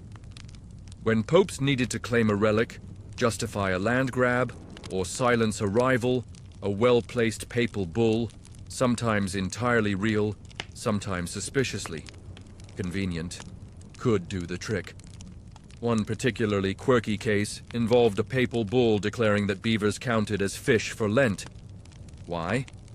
Because monks in Northern Europe really liked beaver tail. So they argued, somehow successfully, that since beavers swam, they qualified as aquatic. The Pope, perhaps amused, perhaps bribed, approved the ruling. Another papal document, equally debated, granted a noble family indulgences for building bridges. Yes, literal bridges. If you laid down stones across a river, you got time off in purgatory. The logic was, bridges save souls from drowning, which is technically true, but maybe a touch generous. And then there were papal curses, not the kind with toads and candles, more the bureaucratic kind.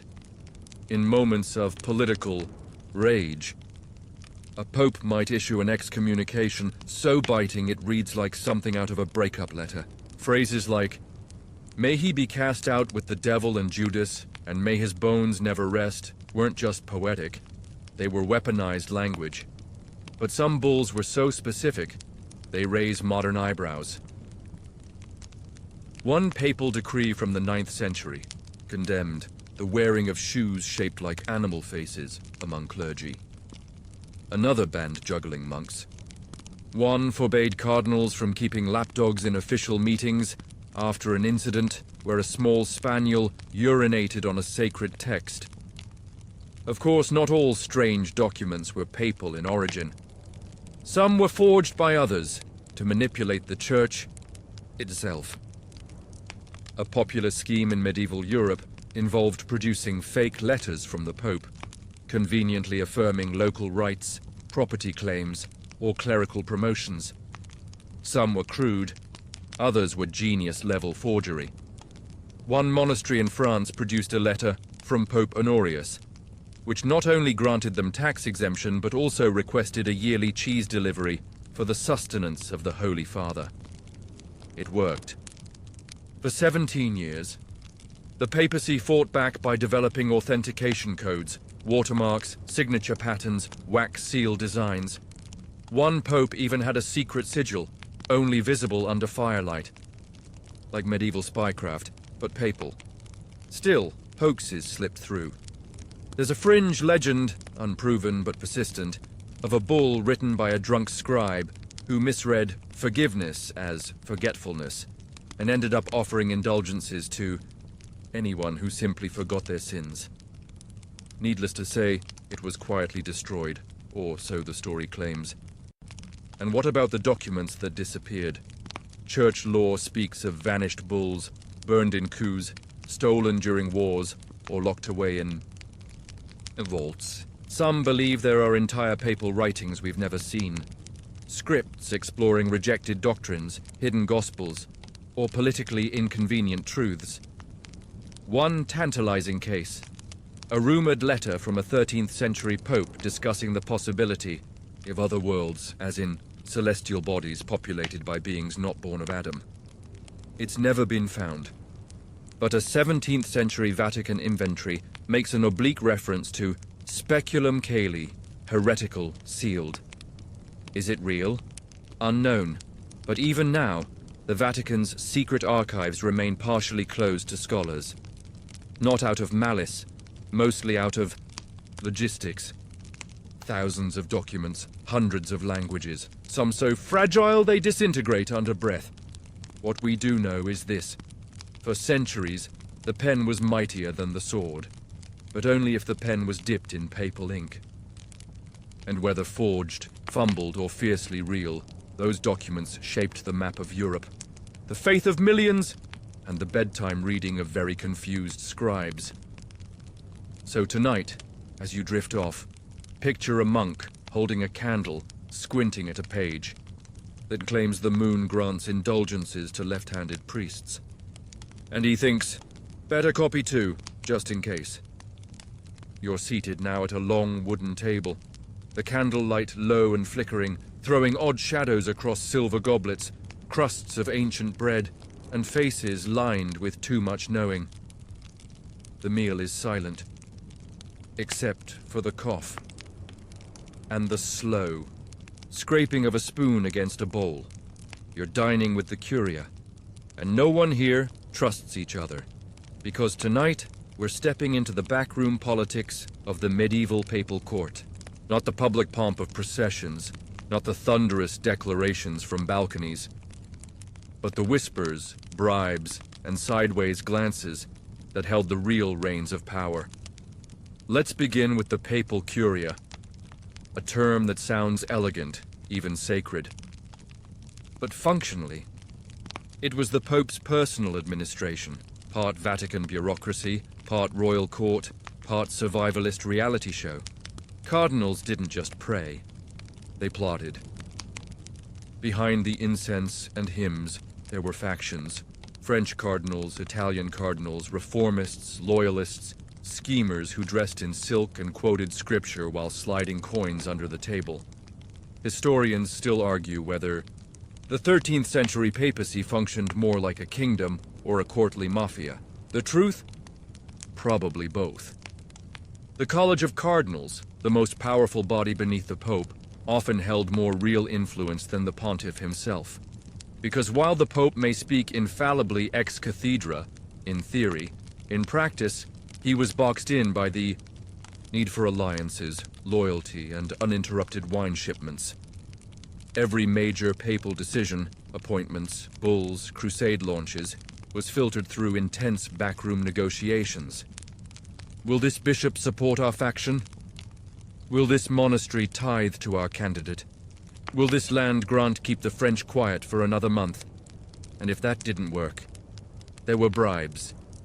One fringe example, during the papal conclave of 1268, the cardinals were so deadlocked that the locals in Viterbo literally locked them in and removed the roof to expose them to rain and sun until they made a decision.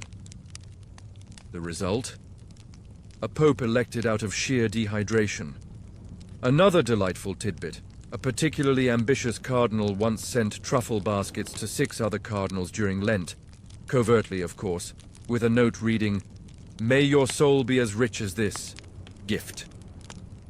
Subtle, but the most powerful and volatile tool in the curia's arsenal. Nepotism. No, really.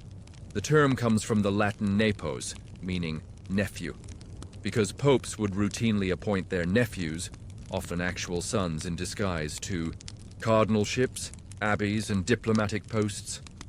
Some of these papal nephews were brilliant administrators.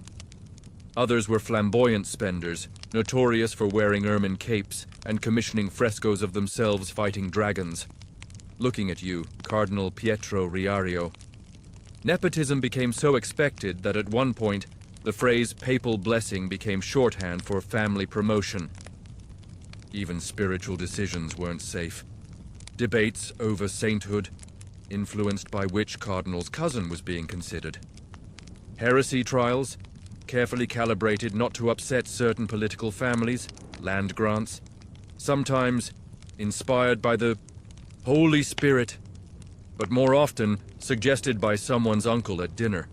One open scholarly debate: did Pope Boniface VIII's aggressive excommunications in the early 1300s reflect doctrinal conviction, or curial pressure from nobles worried about their French estates? We still don't know. This blending of faith and faction made the curia both powerful and poisonous. Meetings could last hours, days even. Cardinals would rehearse their positions, like actors in a play, complete with dramatic gestures, sighs, and selective Latin quotes. One cardinal was known for always starting his arguments by crossing himself 3 times, even if he was arguing about grain tariffs.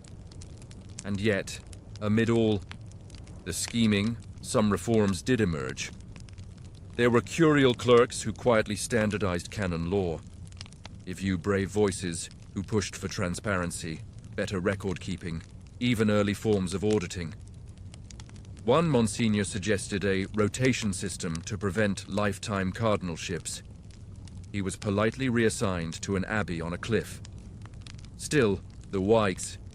Court was oddly self-aware. A popular joke among cardinals went, "What is more eternal than the soul?" Negotiating with the Pope over a bishopric. That sarcasm bled into the wider church. Parish priests began mimicking curial speech, adding unnecessary flourishes to their sermons like, according to certain unnamed sources in heaven. Even satirical songs popped up in taverns, mocking the cardinal's love of fine dining, with lyrics like, "His Holiness fasts on Fridays, but only until the cheese arrives." Yet the curia endured. Because for all its flaws, it kept the papacy moving, shuffling scrolls, spinning deals, managing disasters. Without it, the church might have collapsed under the weight of its own chaos. So as you rest tonight, picture it a room full of robed men, half asleep, half plotting. The scent of wine and incense mingling as they argue for the 3rd hour about who should oversee the Archbishop of Mainz. And somewhere, under the table, another truffle basket slides, and silently into position. You're walking now through a long stone corridor beneath the Vatican, one you probably shouldn't be in. The air is cool, the torchlight scarce, and the silence broken only by the muffled echo of your own footsteps. Every few feet you pass a sealed door, a heavy lock, a strange symbol.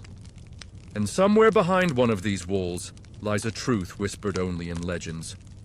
The story of Pope Joan. Tonight, we drift into perhaps the most haunting mystery of papal lore, one that blurs the line between history, hoax, and heresy. Here's the tale. In the 9th century, between the reigns of Pope Leo IV and Pope Benedict III, a woman disguised as a man rose through the ranks of the church. Brilliant, soft-spoken, deeply pious, and terrifyingly clever. She became a cardinal's assistant, then a preacher, then a scholar so renowned that the College of Cardinals, dazzled by her wisdom, elected her pope. She ruled for over 2 years, until she gave birth in the middle of a procession. Depending on the version, it happened near the Via Sacra, or just outside the Lateran Palace. As the story goes, she went into labor unexpectedly, collapsed, and, amid stunned witnesses, delivered. A child before dying on the spot, or was stoned by the crowd, or quietly erased, or spirited away by loyal servants. Pick your ending, there are plenty. Historians still argue whether the story of Pope Joan is pure myth or suppressed truth. Some cite medieval chronicles, especially a 13th century account by Martin of Opava, as early sources of the tale. Others dismiss it as Protestant propaganda, cooked up centuries later to embarrass the Catholic hierarchy. But here's where it gets fun. The official Vatican list of popes skips the name John E. It waits in some medieval copies. In coincidence, a clerical error, or a redacted moment in history. In the 1400s, a statue believed to represent Pope Joan stood in Siena, labeled as Papessa Giovanna. It was quietly removed. And in some 15th century church manuals, there's mention of a ritual stool with a hole in the seat, used allegedly to verify that new popes were, shall we say, correctly equipped. One version claims a cardinal would kneel, peer up from beneath and declare, "Testiculos habet et bene pendentes." He has testicles, and they hang well. Sleep well with that detail tonight, fringe detail? The marble verification chair is still on display in the Vatican Museum. Officially, it's labeled as a birthing chair from antiquity. Sure, of course. Whether Pope Joan existed or not, her legend endured. She appeared in woodcuts, satirical poems, mystery plays. Medieval students whispered her name during theology exams. Pilgrims sometimes left offerings near the alleged site of her fall. Flowers, coins, sometimes tiny carved cribs. And yet the Church never canonically acknowledged her. Not as heretic, not as pope, not at all. It's as if the story hovered in aure, a liminal space, neither confirmed nor condemned, like a flickering candle the Church didn't want to blow out but dared not fan. What's more interesting is how often the story was believed. Even educated priests, monks, and scholars in the 14th and 15th centuries referenced her tale with a shrug and a, well, anything's possible. One bishop reportedly remarked, "God can write with crooked pens," and the broader implications, terrifying. The idea that a woman could not only infiltrate the church, but lead it, rule it, was unthinkable to many. Or perhaps worse, entirely believable. For some reformers, Joan became a symbol of church corruption. Proof that anyone, regardless of gender or background, could rise within an institution that claimed divine order, yet frequently chose power over piety. For others, especially in later centuries, she became a feminist icon. Proof that the gates of authority were not as sealed as the walls of the Vatican might suggest. One open scholarly question: did the rise of Pope Joan's legend correspond with specific periods of church crisis, like the Avignon papacy or the Western Schism, when people were already questioning the sanctity of the office? Most signs point to yes, because doubt, once it creeps in, doesn't need a door, just a whisper. And Pope Joan's story was a whisper that never went away. Today you'll find her in novels, films, even operas. She's been romanticized, vilified, and parodied. But her presence lingers like incense in a cathedral long after the Mass has ended. Whether real or not, Pope Joan forces a simple, silent question. What happens when the keeper of divine truth is secret? So tonight, as you drift off to sleep, imagine it. A young girl in a boy's robes, memorizing scripture by candlelight, rising through the ranks one carefully measured word at a time. She never meant to become pope, but once she did, she never wanted to leave. You wake up, still in the dream, of course, on a rickety wooden boat. The fog is thick, water laps quietly against the hull. The only sounds are the distant bells of a monastery on a hill and the heavy, rhythmic clink of shackles, because you're not a traveler tonight. You're a prisoner, and your captor, the Pope. Tonight we drift into the uneasy reality of papal prisons. Those quiet, overlooked spaces where theology met punishment, where dissent was silenced not with fire and brimstone, but with stone walls, locked doors, and the occasional polite guard who still offered you wine. You'd think the Church, devoted to mercy and salvation, might avoid dungeons. But no. From the 11th century onward, popes had holding cells, interrogation rooms, and full-on castle fortresses dedicated to detaining the unruly. Some were heretics.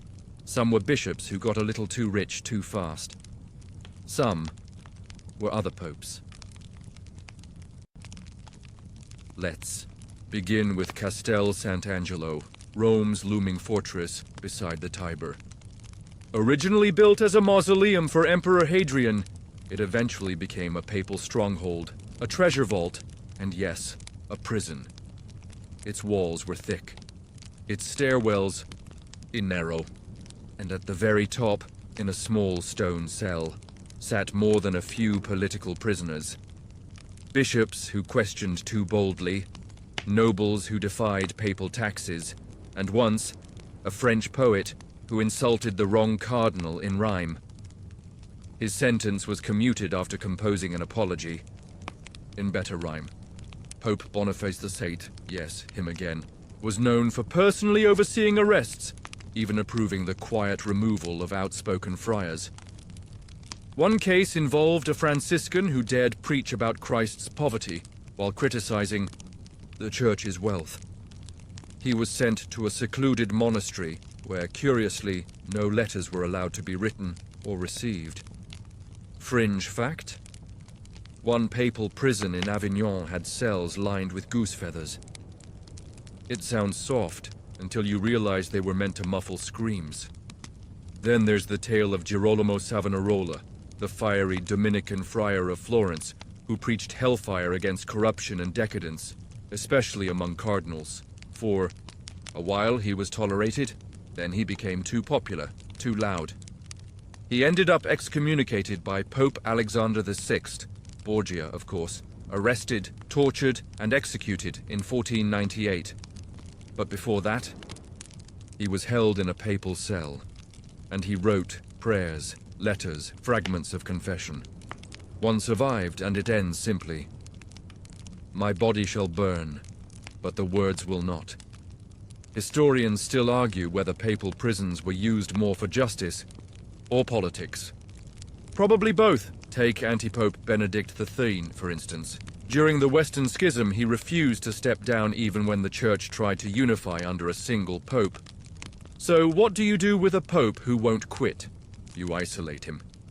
He was eventually holed up in a fortress at Peñíscola, Spain, his own papal island, where he insisted he was the true pontiff until the day he died. Only 5 cardinals remained loyal. By the end, just one. But not every prisoner was infamous. Some were whistleblowers, like the cleric who uncovered a bishop embezzling relic donations only to be accused of heresy himself. He was detained for inquiry in a cell beneath the Lateran for 3 years, eventually released with no explanation. Others were caught in stranger webs. A 14th century herbalist in southern France was imprisoned for writing a pamphlet claiming certain plants could induce divine visions. The Inquisition seized her and her garden. The pamphlet was burned. Her fate remains unknown, but her neighbors said the basil never tasted the same. Then there were the papal house arrests, soft punishments for soft threats. Priests confined to their abbeys, nuns barred from correspondence, scholars placed under contemplative silence, which honestly just sounds like unpaid sabbatical. One monk, forbidden from publishing after critiquing a papal treaty, wrote an entire book by carving it into the walls of his cell. When questioned, he claimed it was simply decorative. And if all else failed, exile. Popes couldn't always imprison everyone, so they banished to cold mountain monasteries, windswept islands, sweltering abbeys in malaria-prone swamps, for the spiritual detox.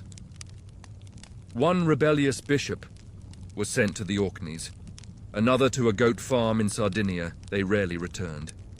Still, not all papal prisoners faded into obscurity. Some, like Galileo, walked that fine line. Though arrested and tried for his heliocentric theories in 1633, a tad late in our medieval tale, but thematically relevant, he was sentenced to house arrest, where he continued his work in secret. The Church kept the illusion of mercy, but never loosened its grip. Because in the end, papal prisons weren't about numbers, they were about example. A message wrapped in stone and silence. So tonight, if you hear footsteps echoing in your dreams, and the flicker of torchlight on old walls, know that somewhere, behind a locked door, a forgotten voice once whispered truth, and was never quite heard again. You're standing now in the cold, open square of a city that feels half asleep, half alert. It's dawn. The cobblestones beneath your feet are slick with dew, and the fog rolls in from the Tiber like a warning. A crowd gathers, slowly, nervously. Someone coughs. A bell tolls, and at the center of it all sits a corpse. Tonight, we bear witness to one of the most surreal spectacles in all of church history, the Cadaver Synod. Yes, that's the real name. And yes, it is exactly what it sounds like. Picture this. It's January of 897 AD. Pope Stephen, sometimes called Seven, depending on your list because medieval numbering is chaos, is furious. His predecessor, Pope Formosus, has died. But death, it turns out, is not quite the escape it used to be, because Stephen is so enraged, so consumed by vengeance and politics, that he orders Formosus's rotting corpse to be dug up, dressed in papal robes, and put on trial. Yes, a trial with judges, a court, an audience. The body is propped up on a throne in the Basilica of St. John Lateran. A deacon is appointed to speak on the dead pope's behalf, though you can imagine the rebuttals were a little stiff. Formosus is accused of crimes like usurping the papacy, violating canon law, and worst of all, being a bishop somewhere else before becoming pope. In technicality, perhaps, but one that Stephen harped on like a vengeful HR manager who finally found a typo in your resume. And here's the kicker. They convict him. The Synod declares all of Formosus's acts null and void. His papacy is undone. His fingers of blessing are chopped off. His corpse is stripped of vestments and dumped in the Tiber. You probably won't survive that. Fringe fact? Rumors swirled that the body washed ashore, was secretly retrieved by monks and reburied in secret. Others claimed it worked miracles. One fisherman swore the river glowed where it floated. Historians still argue whether Pope Stephen's actions were driven by genuine rage, political puppeteering, or outright madness, because the church at the time was a hotbed of chaos. Noble families used the papacy like a pawn. Popes were elected, ousted, re-elected, assassinated. The so-called saculum obscurum, the dark century of the papacy, was in full swing. Stephen himself didn't last long after the Cadaver Synod. The spectacle backfired. He was imprisoned by outraged Romans and found strangled in his cell. Just a few months later, and yet, the damage was done. The Cadaver Synod shook people's faith, not just in the office of Pope, but in the meaning of justice, ritual, and even death. If a pope could be unmade after death, what did that mean? For the idea of divine authority? Future popes tried to clean up the mess. Pope Theodore II reinstated Formosus, declared the trial null.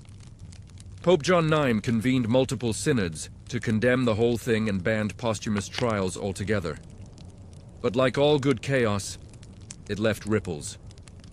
Imagine being a bishop who was appointed by Formosus. Were you still legit? Were your sacraments invalid? Did your authority evaporate with the dead man's blessing? Some bishops tried to re-perform ordinations, essentially doing the spiritual equivalent of rebooting their careers. Others simply kept quiet and hoped no one noticed. Meanwhile, the Cadaver trial became infamous. It showed up in satirical manuscripts, whispered among clerics, and retold in increasingly dramatic fashion. One fringe version insists the corpse spoke, uttering a final curse. Another says a dove flew out of the basilica the moment his body was cast into the river. Neither version is probably true. But after the Cadaver Synod, probably true was not the currency anyone traded in anymore. Here's the quieter horror. The event set precedent. A few decades later, there were murmurs of trying other popes posthumously, though thankfully, none reached quite the same grotesque theatricality. But the idea lingered. No one was safe, not even the dead. And the symbolism? Chilling. The corpse of a pope, dressed in robes of heaven, judged by another pope. An earthly power attempting to retroactively overwrite divine will. It wasn't just grotesque. It was theological anarchy. Modern scholars continue to puzzle over how this could have happened. Some blame the lack of papal term limits. Others point to Rome's extreme political fragmentation. But maybe it was something simpler. An institution so sure of its authority, it forgot its humanity. So tonight, as you drift off, imagine that throne again. The heavy robes, the hollow sockets, the silence that fell when the verdict was read, and realize, even in the heart of sacred power, history can rot from within. You're outside now, under a moonless sky, walking along the curved outer wall of a massive cathedral. The air is heavy with the scent of stone and dust and a faint trace of incense. Long burned, long gone. The bells are quiet tonight. But the walls, they're whispering, because this time the drama doesn't come from popes on thrones or corpses on trial. Tonight it creeps from below, from behind closed doors and parchment stacks and whispered confessions. Tonight we talk about the papal spies. Yes, you heard that right. Spies.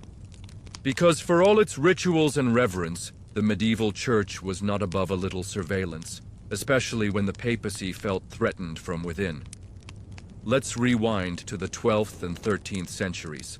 The church is growing, the bureaucracy thickens, communication across dioceses becomes a problem, and regional bishops start getting ideas. Big ones: autonomy, reform, maybe a little local flair in doctrine. And Rome isn't having it. Enter the secret informants. At first, they were simply trusted messengers, monks, scribes, legates, sent to observe a troublesome bishop or keep an eye on an ambitious abbot. But over time, their role sharpened. Some were trained to intercept letters, others were planted in monasteries to report on daily behavior, theological leanings, and whether or not Brother Thomas was hiding books from the index. Historians still argue whether Pope Innocent III was the first to formalize this network. What we do know, during his reign, papal correspondence exploded, and with it came an explosion of hidden hands guiding church politics. He even had coded letters, some written in numeric substitution, others with invisible ink made from lemon. Juice. Spycraft. Meet scripture. And it wasn't just bishops being watched. Cardinals, royal advisors, even other popes in waiting. Everyone was fair game. A letter uncovered in the Vatican archives refers to a sleepless brother in Burgundy, assigned to catalogue the tongues of dissent. Whether metaphorical or anatomical remains unclear. Hopefully the former fringe detail. In one documented case from 1311, a papal spy infiltrated a university in Paris posing as a student. He joined debates, attended lectures, and quietly reported, which professors leaned too far into Aristotle and not enough into Augustine. His cover was blown when he accidentally corrected a professor in Latin better than the professor himself. Oops. The spy was reassigned to a quieter region, Iceland. And then, of course, there were the inquisitorial informants. Ah yes, the Inquisition. Often painted with broad, flaming branded brushes. But before the trials and torches came the gathering of names, and the church relied heavily on whispers. Your neighbor might accuse you. Your novice might note your strange library.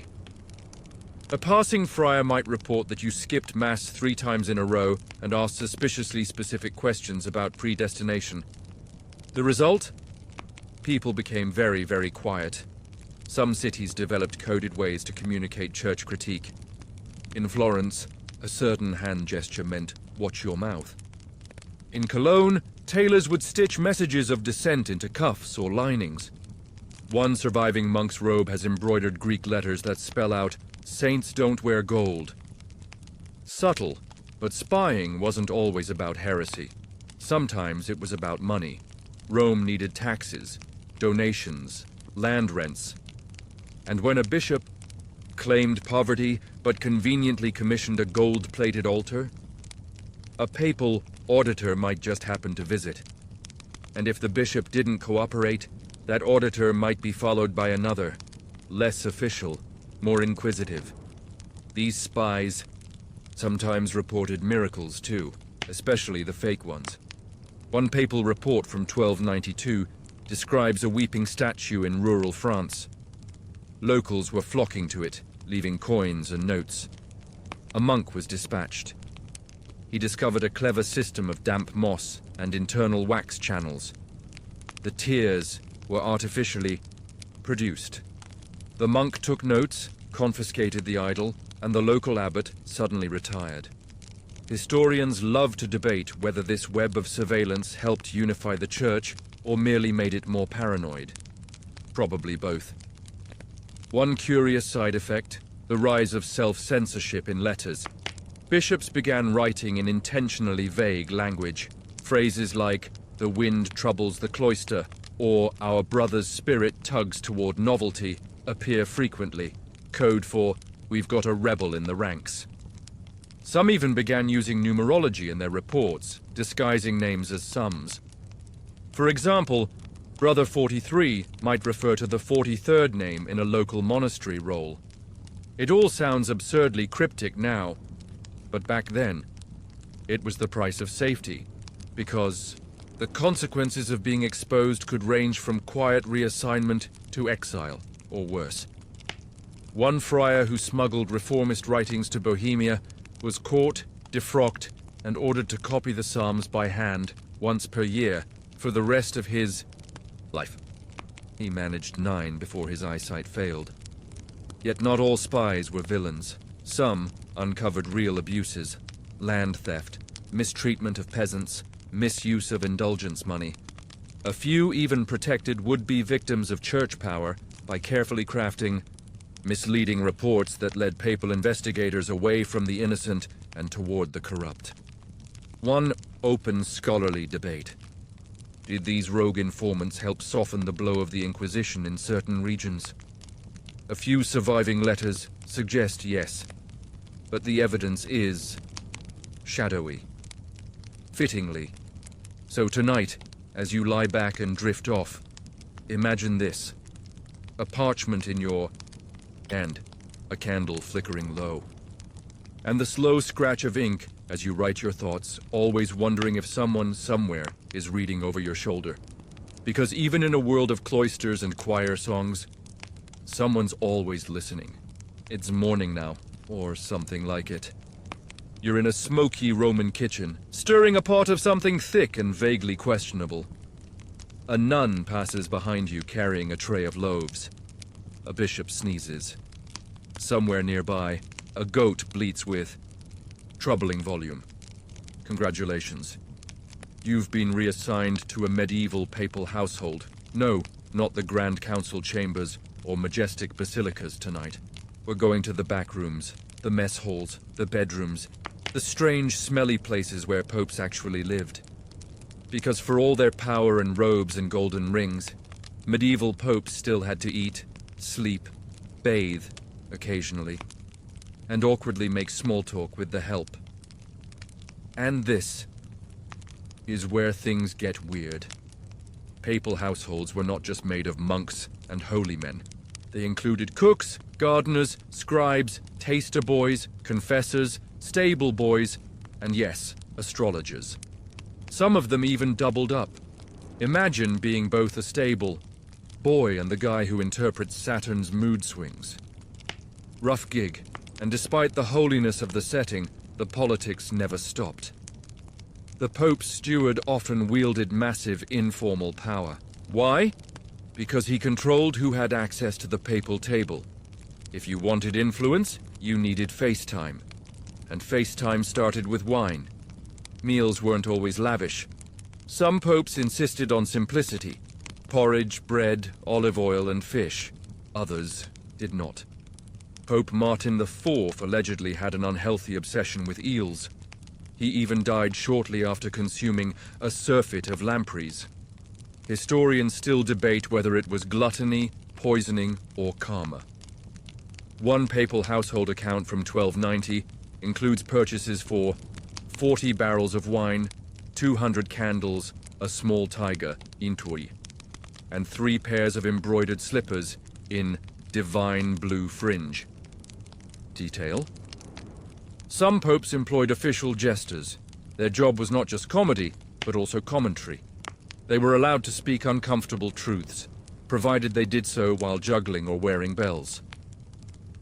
One jester reportedly ended his career by mimicking a cardinal's limp a little too accurately. The sleeping quarters? Spartan, but full of drama. Popes often shared close quarters with trusted aides, confessors, and sometimes nephews. Yes, those famous nephews, many of whom were probably not nephews at all. This proximity bred both loyalty and gossip. In one chambermaid recorded in her journal that Pope Urban VI snored like a drowning goat. The note survived. Urban's temper did not. And the baths? Rare, but extravagant when they happened. Papal bathhouses were tucked discreetly into corners of palaces, sometimes heated by copper pipes or fire-lit stones. Oils were imported from the east. Towels were embroidered with Latin phrases like Domine, lava me, Lord, wash me. Bathing was often a semi-public act of both hygiene and diplomacy. Here's where things spiral.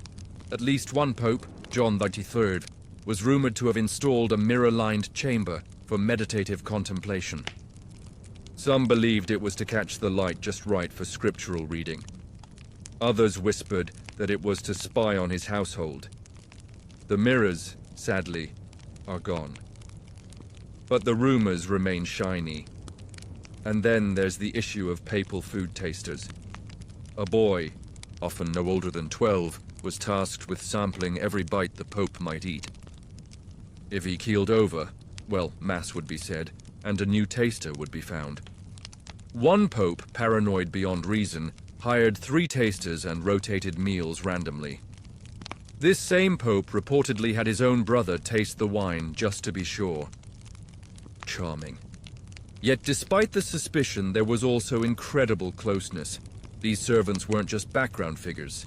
They held the Pope's secrets, helped him dress, handed him notes, witnessed the tears after failed negotiations, the moments of doubt, the arthritis in the fingers that could no longer bless without trembling. And sometimes, they whispered. One account from 1334 tells of a servant who overheard the Pope, weeping alone, repeating the words, "I lead, but I cannot follow." Historians still argue what he meant. Power without purpose, faith without faith, a joke gone too far, or just exhaustion, in Latin. Whatever the answer, life inside the papal household was less divine comedy and more divine sitcom, with awkward pauses, backstairs whispers, and the occasional fire in the cheese cellar. Oh right, the cheese. Yes, there was a papal cheese cellar, specifically in Avignon. Entire wheels of aged sheep's cheese, catalogued by month, monk, and mold intensity. One pope allegedly excommunicated a cellar rat, in jest. We hope. But these domestic details matter. They remind us that behind the mitres and processions were men, flawed, tired, grumpy, overfed, under-rested men, trying to steer a spiritual empire while arguing about who misplaced the good ink.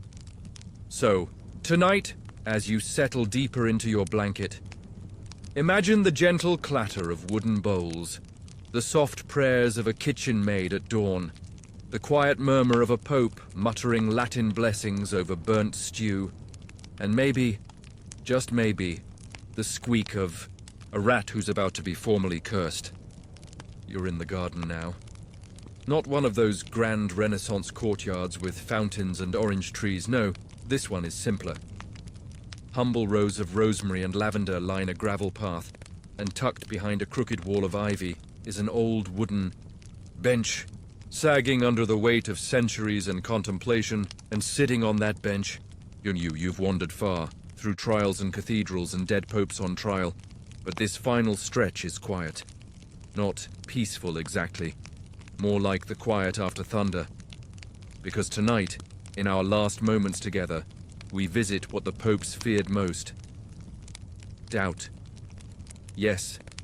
After all the councils and bulls and anathemas and coronations, behind the layers of gold thread and incense smoke, there was one thing that unsettled even the most powerful of pontiffs. The creeping, silencing question of, what if I'm wrong? Not, every pope faced it, of course, Some marched through history with the subtlety of a war elephant, but others, especially in the later medieval period, left behind traces of unease. Take Pope Celestine V, the humble hermit pope. Crowned in 1294 against his will, he lasted 5 chaotic months. He slept on straw, wore a hair shirt beneath his robes, and whispered prayers that no one could hear. Then, overwhelmed by the machinery of Rome, he resigned, walked away. Historians still debate whether his exit was bravery or collapse. One letter from a servant claims Celestine often asked aloud, "How can I lead others to salvation when I still stumble in the dark?" You feel that line linger in the back of your mind like smoke. And then there's Pope Gregory XI, one of the last players in the Western Schism.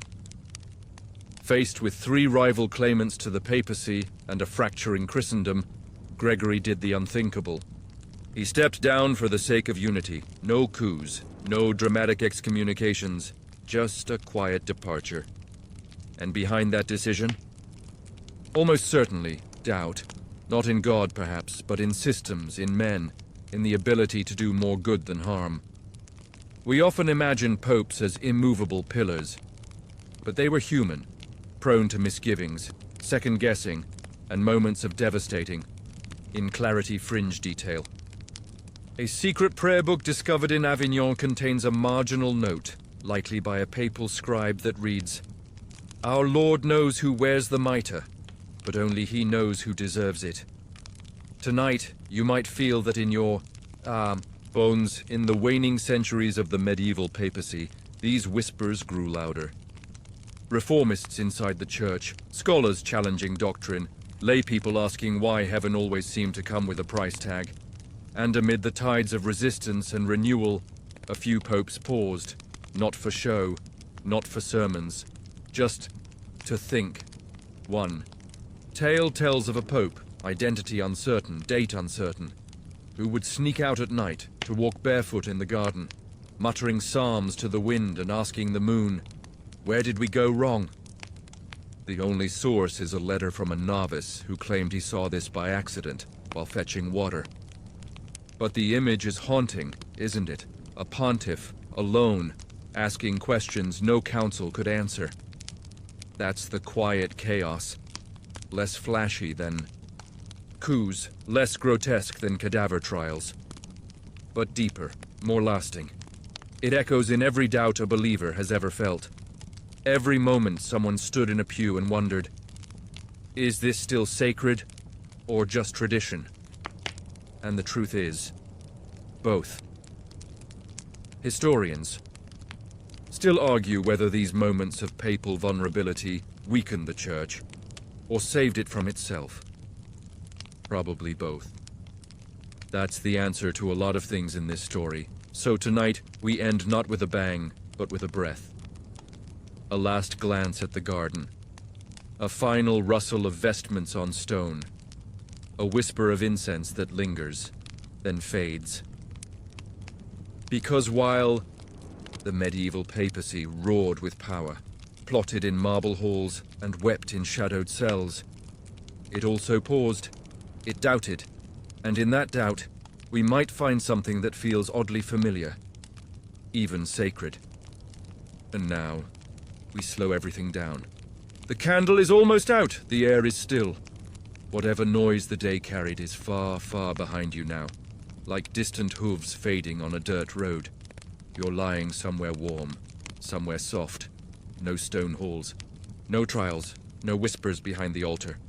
Just the gentle hush of nothing happening. And isn't that a comfort? Let your breath ease. In and out. The popes can rest now. The bishops, the jesters, the scribes who wrote too much, and the cooks who burned the stew. They're quiet tonight.